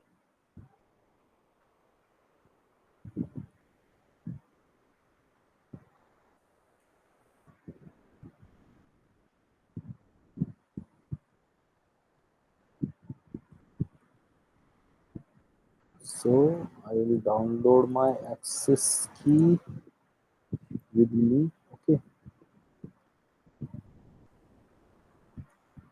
this is access key, and I'll this is my secret key, secret access key. Okay, this one. Now I wanted to show you one thing. Just click on done. Okay, and I'm just changing for a bit. I'm just changing the permission or adding a new permission for this user. So I'm just giving the administrator access for this user. Okay, next, add permission. Now I wanted to show you one thing, that how this user can access the AWS resources. Okay, although I can do the same thing from my local system also, but because I have the AWS infra available with me, so I'm just doing it from there.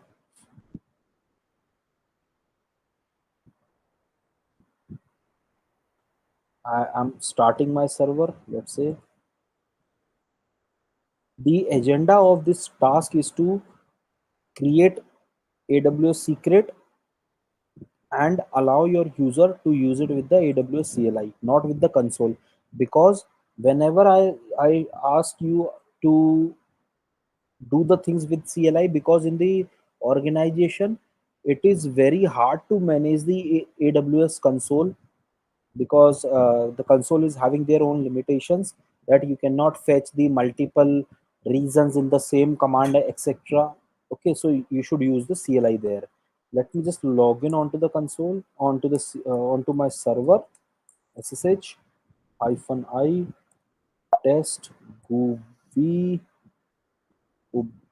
that is EC2 user. Okay, yes. Now for that, first of all, you need to make sure that you have the AWS CLI installed on your system. So you can check it with AWS CLI. It is not installed. So yum install AWS CLI.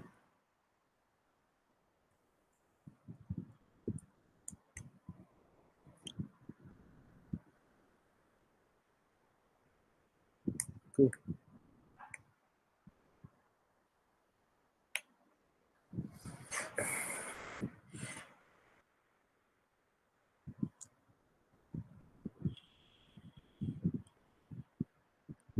No, because actually, last week you gave us the task to automate the to start and stop the AWS service, right? Mm-hmm. So this can be done through AWS CLI only. Definitely, it is very easier for you to do it. It will be only a single liner for you. That is why I am going on to AWS CLI. Okay. Okay, now to use the AWS CLI, guys, because we cannot remember each and every command, we have the AWS docs. Okay, so this, you have to follow this page when you want to learn AWS. Just go to AWS docs. Okay, check your respective task that you want to perform. Let's say if I'll click on Amazon EC2, okay, so it will give me the user guide for the Amazon EC2, that whatever the thing I want to perform, like that, let's say list EC2, something like this. Okay, so there you can see that CLI, AWS CLI hyphen version. So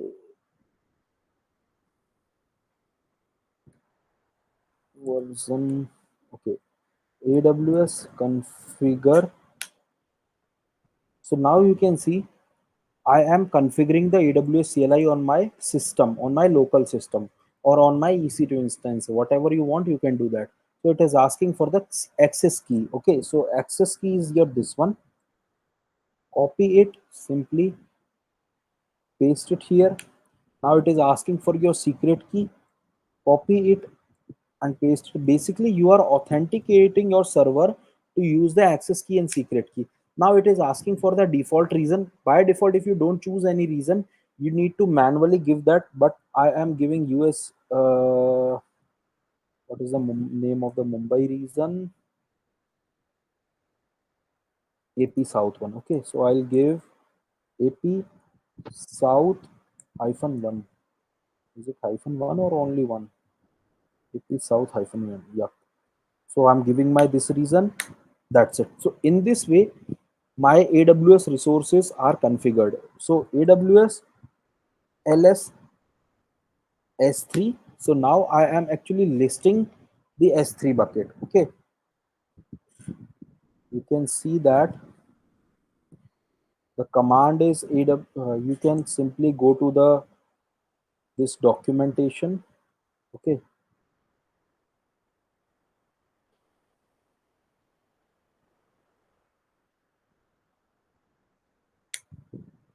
so we got some results. Let's click onto it. So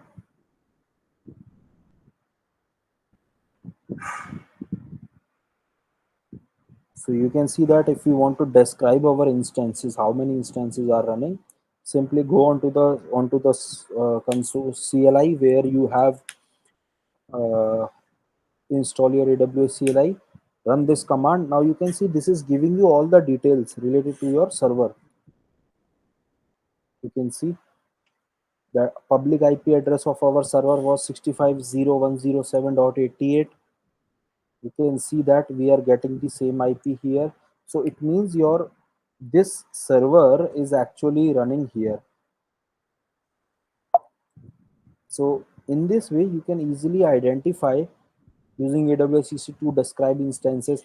Now, it is not, I'm not saying that you should learn each and every command. No, you just simply go onto this page, check your respective thing that you want to check, or let's say you can simply type stop EC2 instance using CLI, something like this. Okay, so you can see you got a command reference that how you can do that. So I'll show you that how to do that as well. Let's say just simply drop, so you can see AWS EC2 stop your instance, give the instance ID. For an example, if I need to stop this instance, okay, I'll simply go onto my server. I'll give this IP here, and okay, I'll just copy this instance ID, paste this ID here. Once I click stop instance, so this instance is stopping. You can see the same thing you might have done in the task that I have given. for in a, let's say, 10 or 20 lines, but here you can see the same thing is being done with a single line. So if I go to the console again, if I show you, so you can see it is stopping. Why it is stopping? Because we have initiated a command to stop this instance. So let's wait for this instance to stop and then we'll start this instance. I cannot start this instance from the command line because the server where I was working, where I have stored my secrets and creds, are actually the server which I have recently stopped.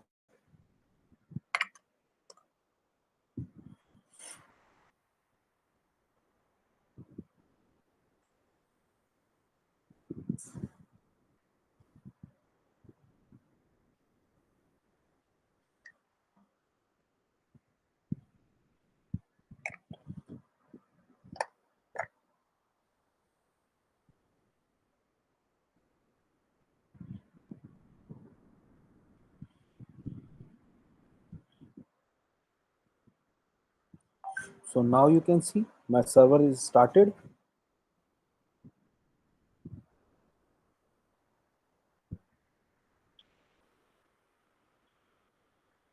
and I just need to get the IP address of that.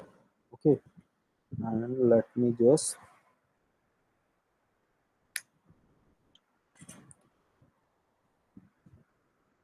yeah, guys, if you have any questions till this point, just please let me know. Any type of a questions you have.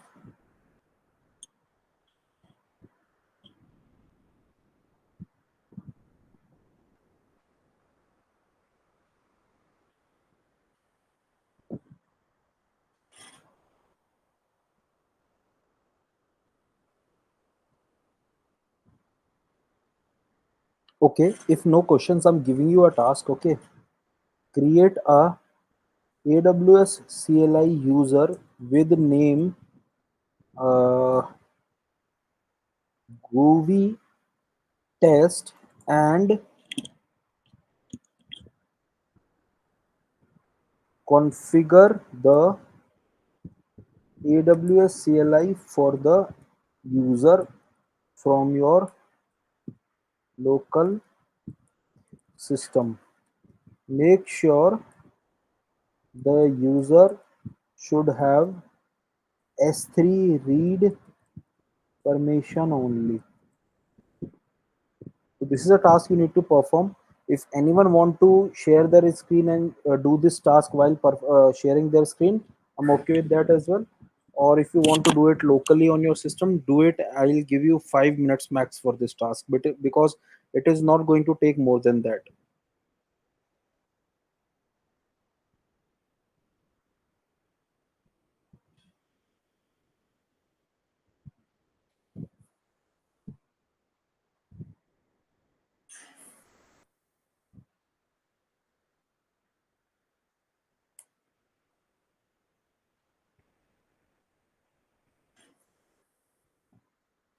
Anyone?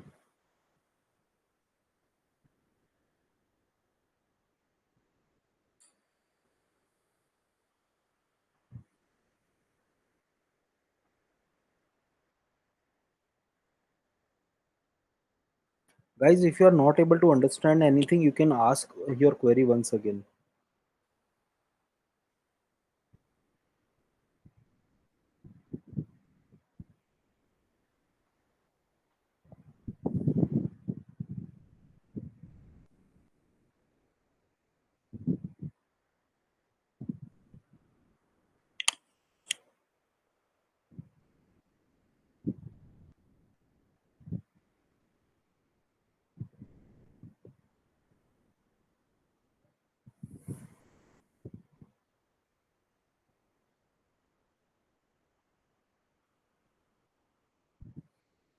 It's 12:06. I'll expect the answer from all of you by 12:10.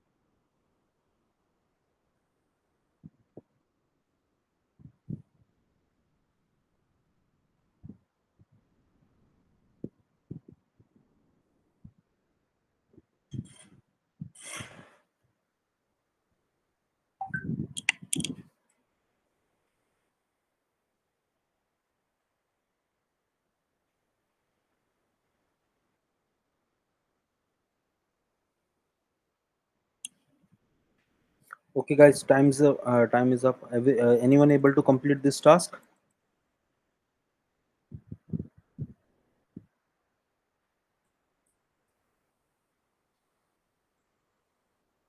Guys, please say yes or no. Okay, so how many of you are able to complete this? So Vinod and Paveen. Okay. So can any one of you please share your screen? Why the others are not able to do that? So they not ready with the system or what? Or not able to understand the things? Just configuring the AWS CLI will take some time. Okay. Uh, okay. So Mahesh or Parveen, any one of you want to share your screen and show that what how you have achieved this?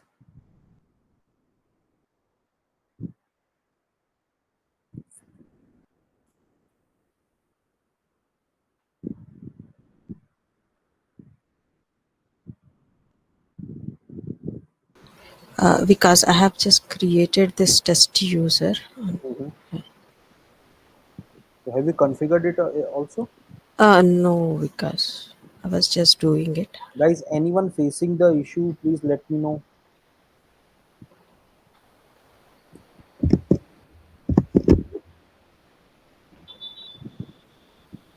Okay.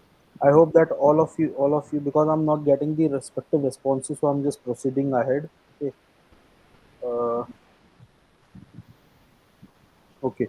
So now the next thing is how we can create the user and how we can assign the user to the respective group. We have created this user. Now go to the user groups. Okay. So simply click on create group. I'll create a, let me add this user. Okay, this user to this group, and what is the permission I wanted to give to this user? Let's say S3. Okay. I'll give the administrator access. Okay, create the user group. So let's say I'll give the DevOps, or let's say dev team, not the DevOps. I'll give this user as the name as dev team. Okay, now simply I'll click on create user group. So my this user is now under this group. You can see dev teams, and the permission to assign to this group user is uh, I'll change this policy. I'll change this permission. Okay, add permission, attach policy. I'll simply give S3 read only. Okay, to this group.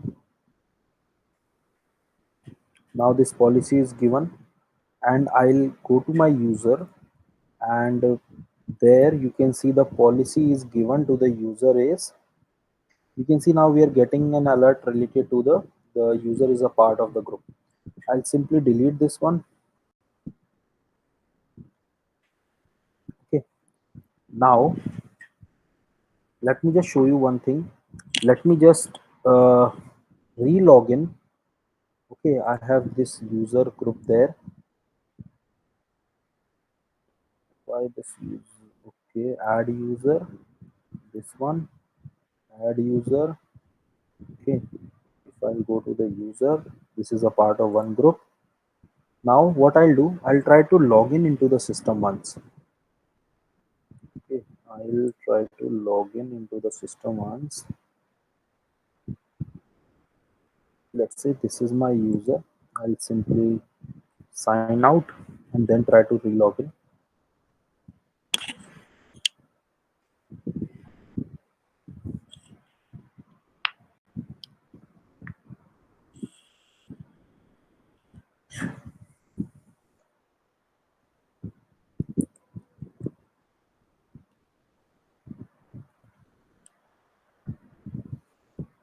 I think I forgot the password for the user. Let me reset the password. So simply click on it. Security credentials.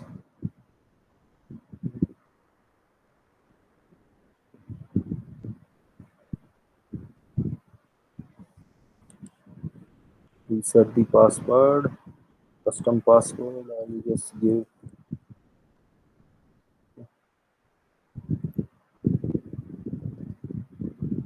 So now let me just go back to this.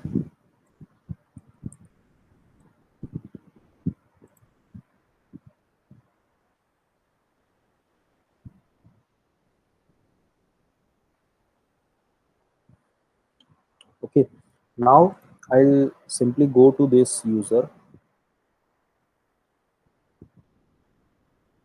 and I'll simply click on launch instance.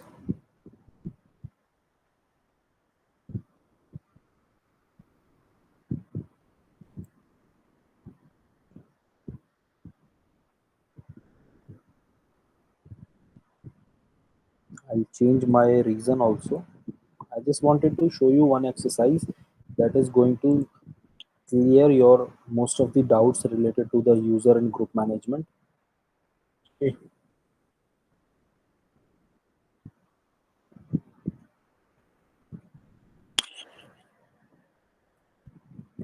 Test 1 2 3, something like this. Okay. Select the key pair. This one. I'll select this and simply launch the instance. Now guys, you can see that I'm able to launch the instance here. Okay, but once I jump back, you can see the instance is being launched. Okay, so once I jump back here to my policies, you can see one thing, that is just a second.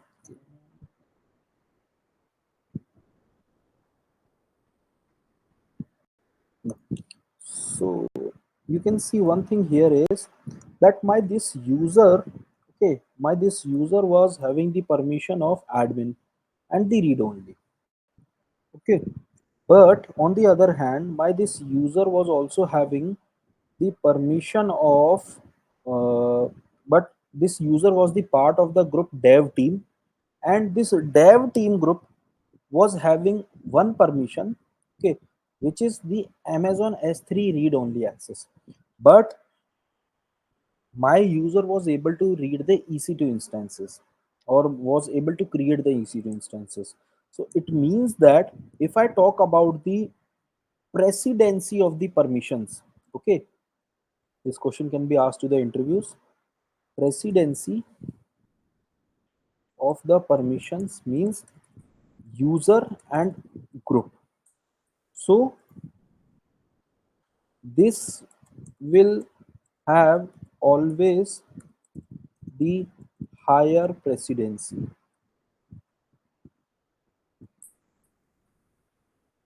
and this will have lower precedency. What does that mean, guys? So basically, let's say here with the example I wanted to show you, the group was having the read only permission. I'm talking about the group, the dev team group. And if I talk about the users, I have the one user, and this user is a part of the group, but externally I have associated one more permission to it, which is the administrator access.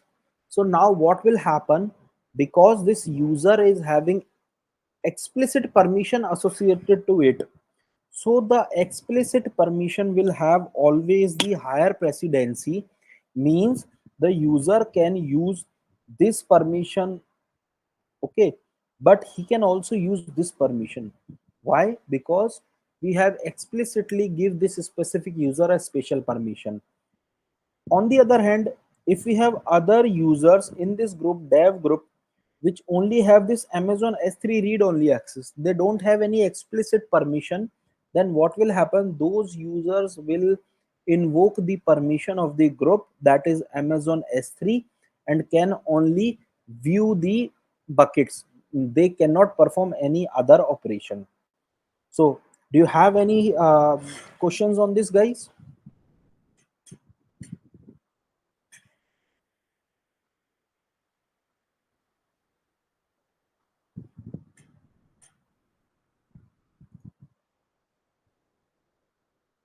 I'm again repeating. Do you have any questions?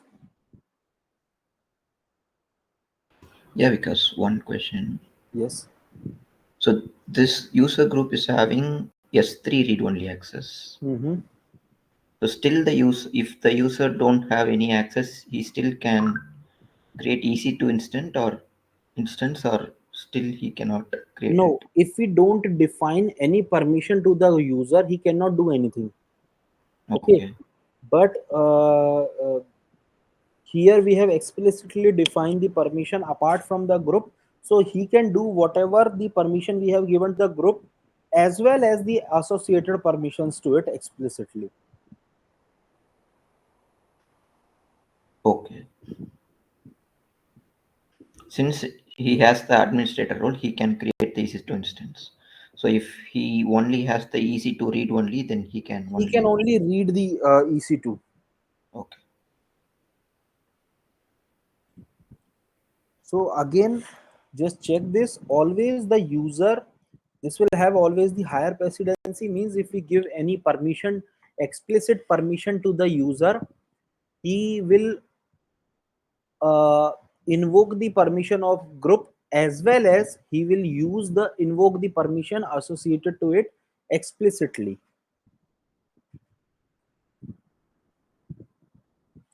Okay, now I wanted to show one more thing to you. Let's say mm, I'll simply remove this administrator permission to from this user. Okay, and remember this user was first of all, let me just stop the instance, the other one. Okay. So simply click on it and not I would say I will simply terminate the instance. Okay, terminate the instance. Okay, so now the instance is terminated. Guys, remember that this instance uh, earlier was just a second. Okay, this was the instance, and now what I wanted to show you is okay, this one. So now if I do EC2 describe instances, it is not able to do. Now the user that is named as test is earlier he was able to describe the instances, but now he is not able to describe the instances. Why? Because instance is one of my AWS services. Okay, even if I wanted to show you AWS S3 and then LS, I can easily list it, but I cannot, or let's say uh, yeah, I can list this because I have the read permission. But if I want to copy something to the S3, I can't do. So for that, now the role comes into the picture. Now, what role is actually going to do? We are going to create a role. Okay, let's say create role. Now, for what purpose you want to create the role? Whether you want to create it for the AWS services means that one service should communicate to the other service, or how? So yes, initially we will use AWS service. Okay, select the service that we want to use. Let's say I'll use EC2. Choose a use case for the EC2. Now it asking that uh, allow EC2 instance to call AWS services on your behalf, means now the user is not going to do any operation. The AWS services are going to perform the operation. Click on next. Okay. Now this will ask you that what kind of a permissions you required. So here I will use EC2 read only access. Okay. I'll give EC2 read only access. I'll give only. I'm not giving any other access. Next.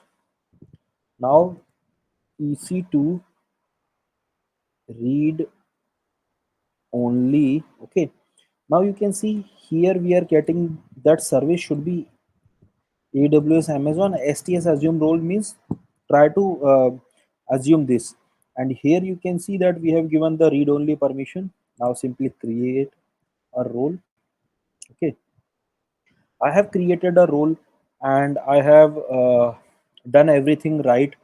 So now let's check that are we able to do that. The answer is no. Now what we need to do, we have to assign this role to the service that we are going to use. So in our case, we are using this test one. This test one service or this test one EC2 instance is responsible to communicate with other EC2 instance. So for that, we need to attach the IAM role to the service. How to do that? Click on actions, go into instance settings. There you will get attach IAM role. Uh,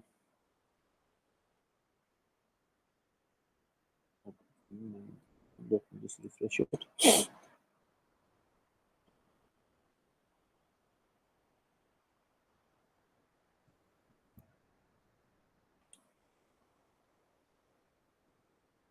Security, yeah, modify IAM role, click on it. Okay, here just click this IAM role, update IAM role. Now on the behalf of you, oh, even our user required this permission. Okay, so what I wanted to do, uh, this role,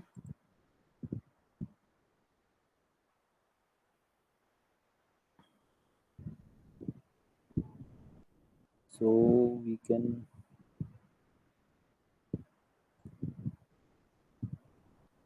so we need to assign the role to the service and then we can able to access, because we have created a user for us. So that is why we need to uh, if we are accessing the services with the help of user, that is why we are not able to do. But if we want to access it with the help of a AWS service, then we need to use this role. In this way guys, this is the method of attaching an IAM role with the respective services. And now your, because every time a user cannot call a service, there you required a role. Okay, and that role we can use the way we have attached uh, to this resource. Okay, now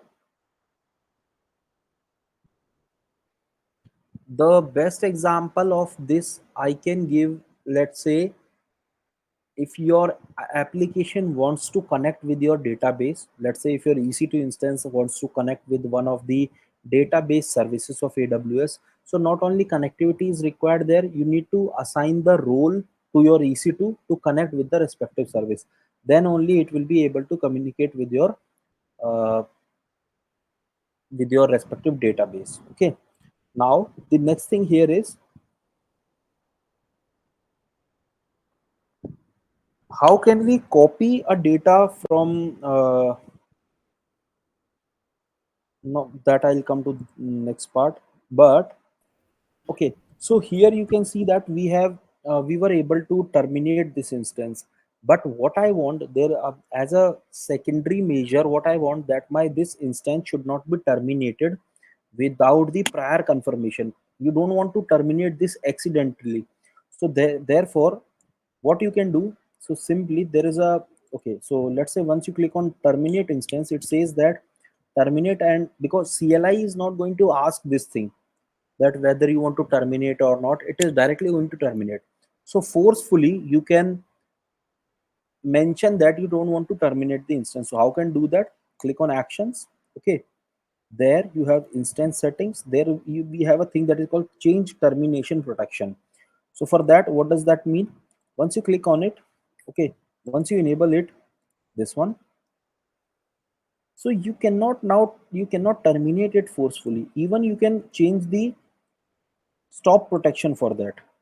You can enable it, nobody can accidentally stop this. For an example, first of all I'll show you that.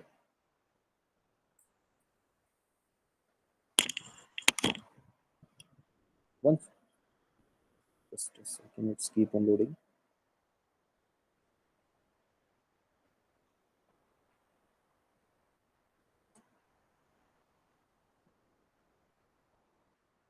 So once you click on it, okay, now let's say if you want to terminate this. So once you click on terminate and you click on terminate accidentally, you can see failed to terminate the instance, may not be terminated. Why? Because we have enabled the termination protection policy for this specific instance.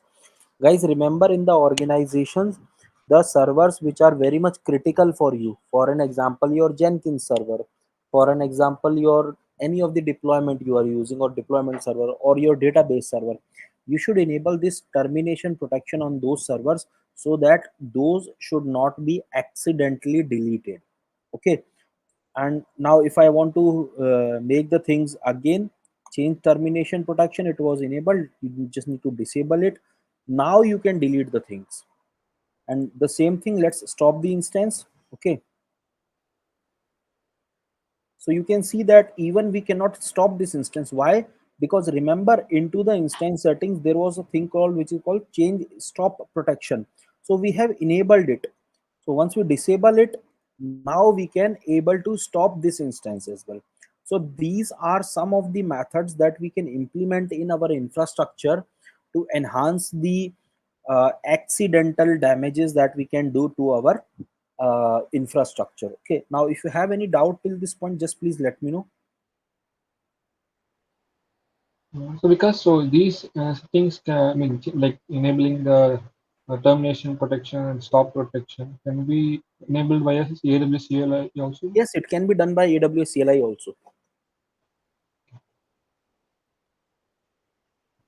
So It can be. we just need to get to the docs and find like Yeah, exactly yeah, what you command. just need to.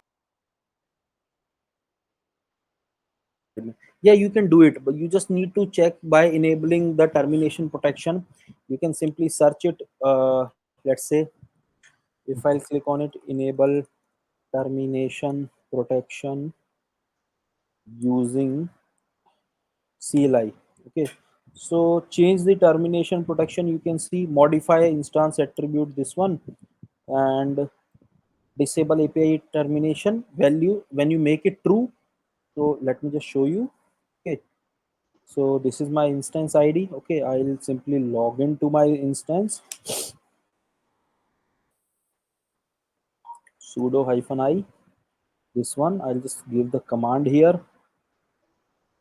I'll just give my instance ID for the respective instance ID I wanted to perform this operation. Let's say,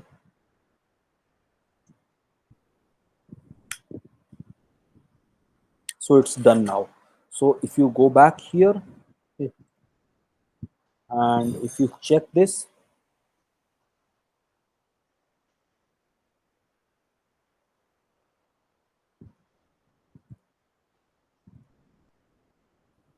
so you can see it's enabled. You just need to disable it. And one more doubt actually. So yeah, we have two instances over here, right? Like test one and test 123. So if Mhm. you want to enable these protections, we need to log into that particular instance, and then only you can enable it, right? No, Oh, you need not to log in. Actually, this I have logged into my system. Actually, I don't want to configure the AWS CLI on my local system. I have AWS, so that is why I have done this. Basically, in your organization, you need to set up it on your local system. Okay, okay. I already have my keys available with me, which I'm using for my personal use. I don't want to hamper those keys. That is why I have configured my AWS CLI on a dummy instance that I have launched on AWS, and I'm performing operations on those servers. Okay, Okay. but you can do it on your local system. First thing. Second thing is that, let's say if you have multiple instances, right now we have only done for one instance. Now consider a scenario, you have thousands of instances, you want to perform this operation for thousands of instances. Here comes the picture of CLI. You cannot check each and every server, and you can repetitively do the things for the thousand servers, correct? So now what you can do, fetch the instance ID for all the thousand servers. Okay, put that instance IDs using a file and just use it. So now you will see that with the help of AWS CLI, in the single command you can enable or disable any kind of a enable termination protection policy from a single line instead of doing it multiple times. So that is the beauty of using AWS CLI. Okay.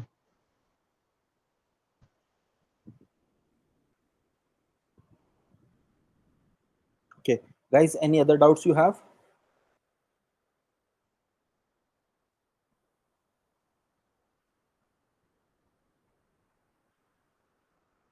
Okay, if no doubts, then let me give you a task.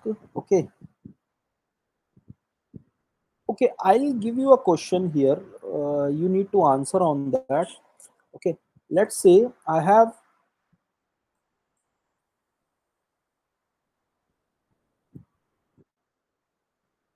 let's say I have, uh, this is my group 1. Okay, this is my group 2, this is my group 3. Okay, so I'll simply mention it as G1, this is a G2, that is the group 2, and this is as the G3. Now I have a common user here. Okay, this is my common user, and this common user is having, is been added to group 1, group 2, and group 3. Okay, now this group 1 will have only the read permission, read S3. Okay, this will have the read EC2, and this will have the full access permission. Okay, now may I know what are the operations this user can perform? Can anyone of you please tell me what are the operations this specific user can perform now? You can perform all the access. Mm. So he can do whatever he want to do, correct? Yes, Why? because the group 3, I mean, he inherits the access from group 3 also, right? So, Okay, so let's take an example. Let me just delete the permission for this. Okay, and now this user is not a part of this group 3. Okay, okay. now what are the operations that this group can perform? Read S3 and read EC2. Read S3 and read EC2. Okay, uh, okay, now a question can be given to you. I think Parveen, you have any question? Okay, so create a user group. Let's say create user groups. Let's say dev, test, and DevOps. Create 3 users: test 1, test 2,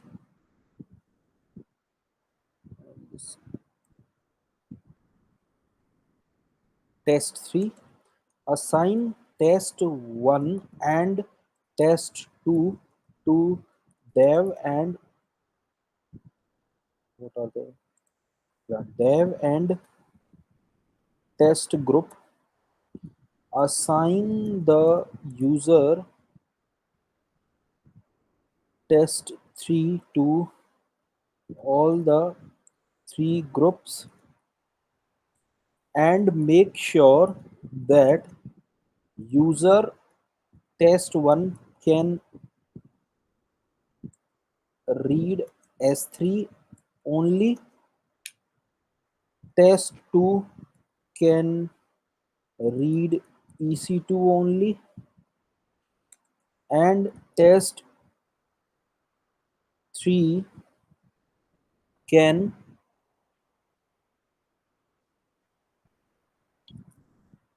can read RDS only. Okay, now you need to perform this operation.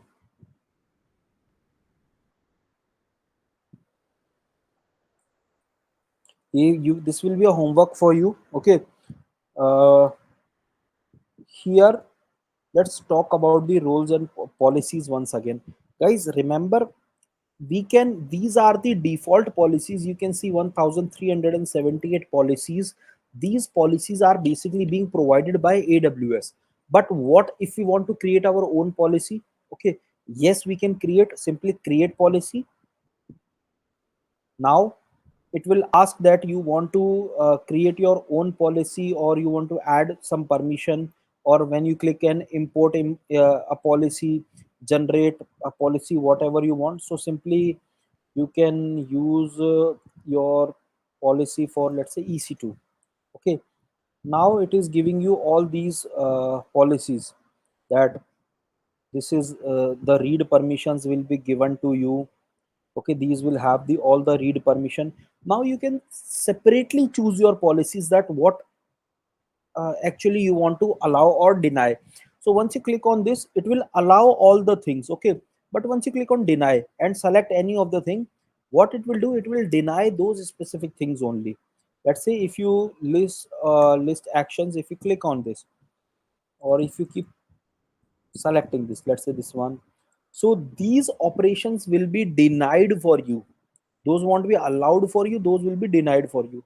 Let's example, if we create this one next and create policy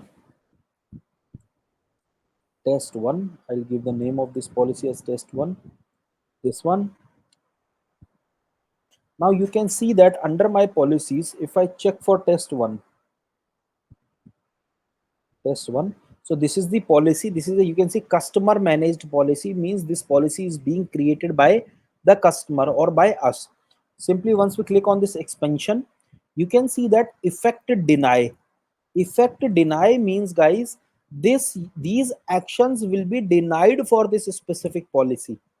So if you get effect allow, it means those are allowed for this. For an example, this is required for you to understand the policy structure. Why? Because once you are uh, talking about the AWS CLI, or when we are going to talk about the chapter of Terraform, we have to create those inline policies. So you can see EC2 full access, you can see that action allow resource everything, load balancing, CloudWatch. So whenever we get uh, let's say if I will mention simply read here, EC2 read. Okay, so here you can see that we can, in the effect we are getting allow, means these operations are allowed for this specific policy. Once you put deny here, so those will not be accessible. So in this way you can allow or deny. And and the question that I have given to you, just see the question here, I'm just giving you a hint for this. The question is something like that, that you need to create three user, test one, test two, and test three. Okay, you need to create three different groups, dev, devops, and the,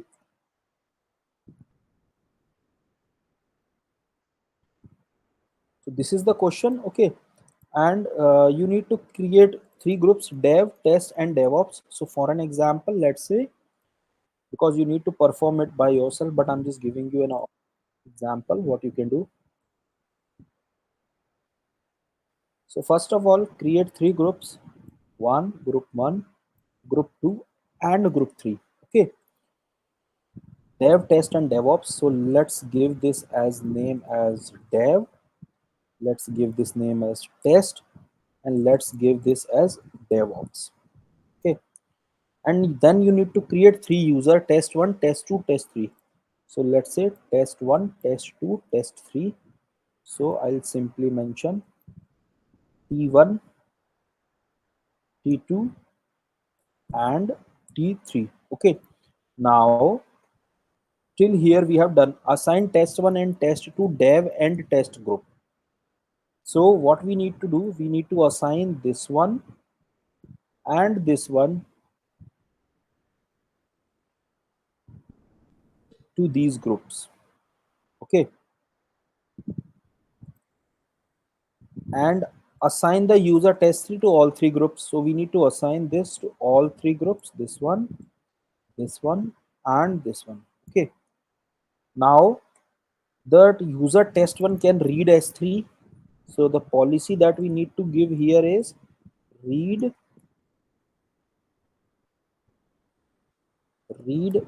S3, and here the policy that we need to give is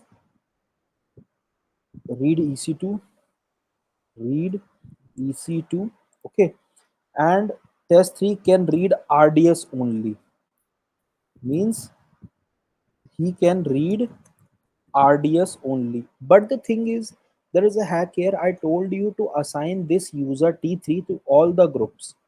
Okay, so it means that if I assign this user to all the groups, he will able to read the S3, he will able to read EC2. But as per my question, I want to assign it to all these groups, but I want that he should only able to read the RDS. So what you can do, you have to create the allow policy for all these three and a deny policy, where into the deny, when you are creating a policy, guys, you need to, let's say, S3 read, and the policy should be deny. Instead of this, let me just show you what you need to do. Let's say EC2, okay, this one here, all EC2 action, I'll go to read, and whatever the deny operation is there, select, okay, select the complete and deny, click on it. Next, click the same for this group also, read EC2, and attach this custom policy to this user. Again repeating, attach this custom policy to this user, not to the group. Okay, now you will see that the group will have the permission of read S3, read EC2, but this specific user won't be able to access this read S3 and read EC2. In this way, guys, you need to create a allow and read policy logic. Now if you have any kind of a doubt in this, just please let me know, because once you do do this task, your most of the questions related to allow and deny will be cleared. If you have any kind of a question, just please ask me.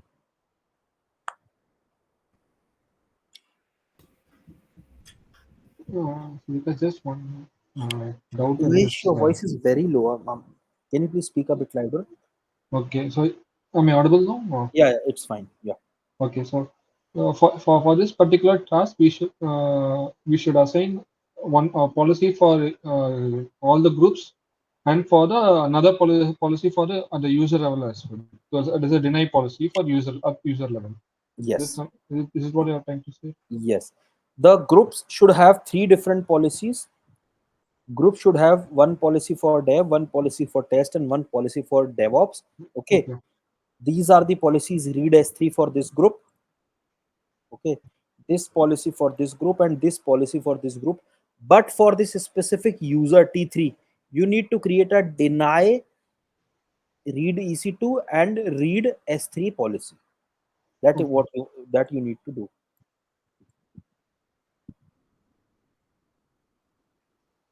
Okay. So that you need to do. Okay.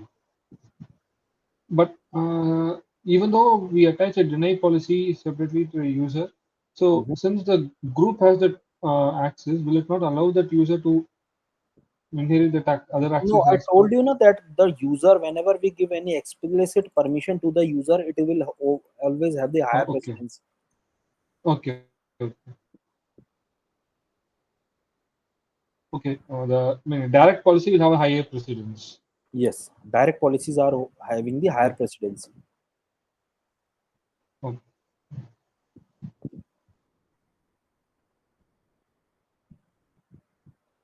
Okay. Now here I'll go to this one. I'll continue. Because one doubt. Yeah. Uh, in the case of DevOps, test three users, do we need to give totally three policies for that test three users? Three policies.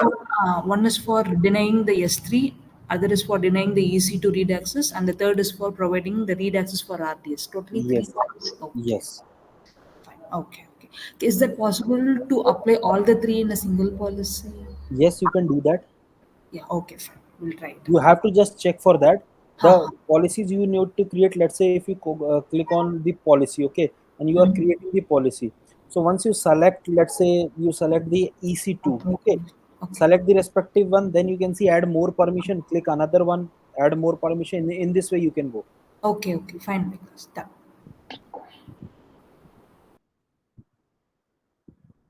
Okay, now guys, if anyone asks you what is the difference between user and role, now you can easily tell them. Yes. Users can be associated to AWS resources. Sorry, permissions policies can be associated to AWS users, can be yeah, for the but roles are only created to associate with the resources as well as the users. Okay,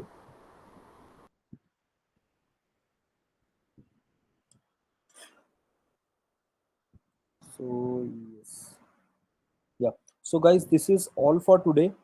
Let's reconnect at the same time on tomorrow, and please, I would request you to please complete this task, because without this things are going to be a little bit trickier for you when we are creating the roles and assigning it to the users.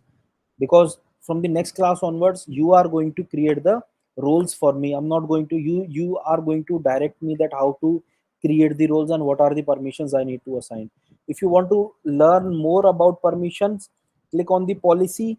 Okay, just expand it and check that what it is actually doing. This will be very helpful for you to understand the syntax and what it is actually doing.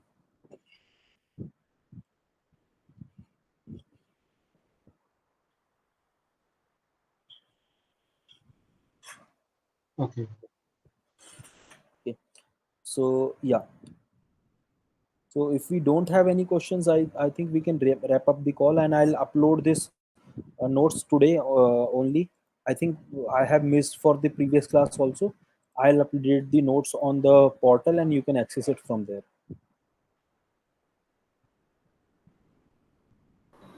Okay.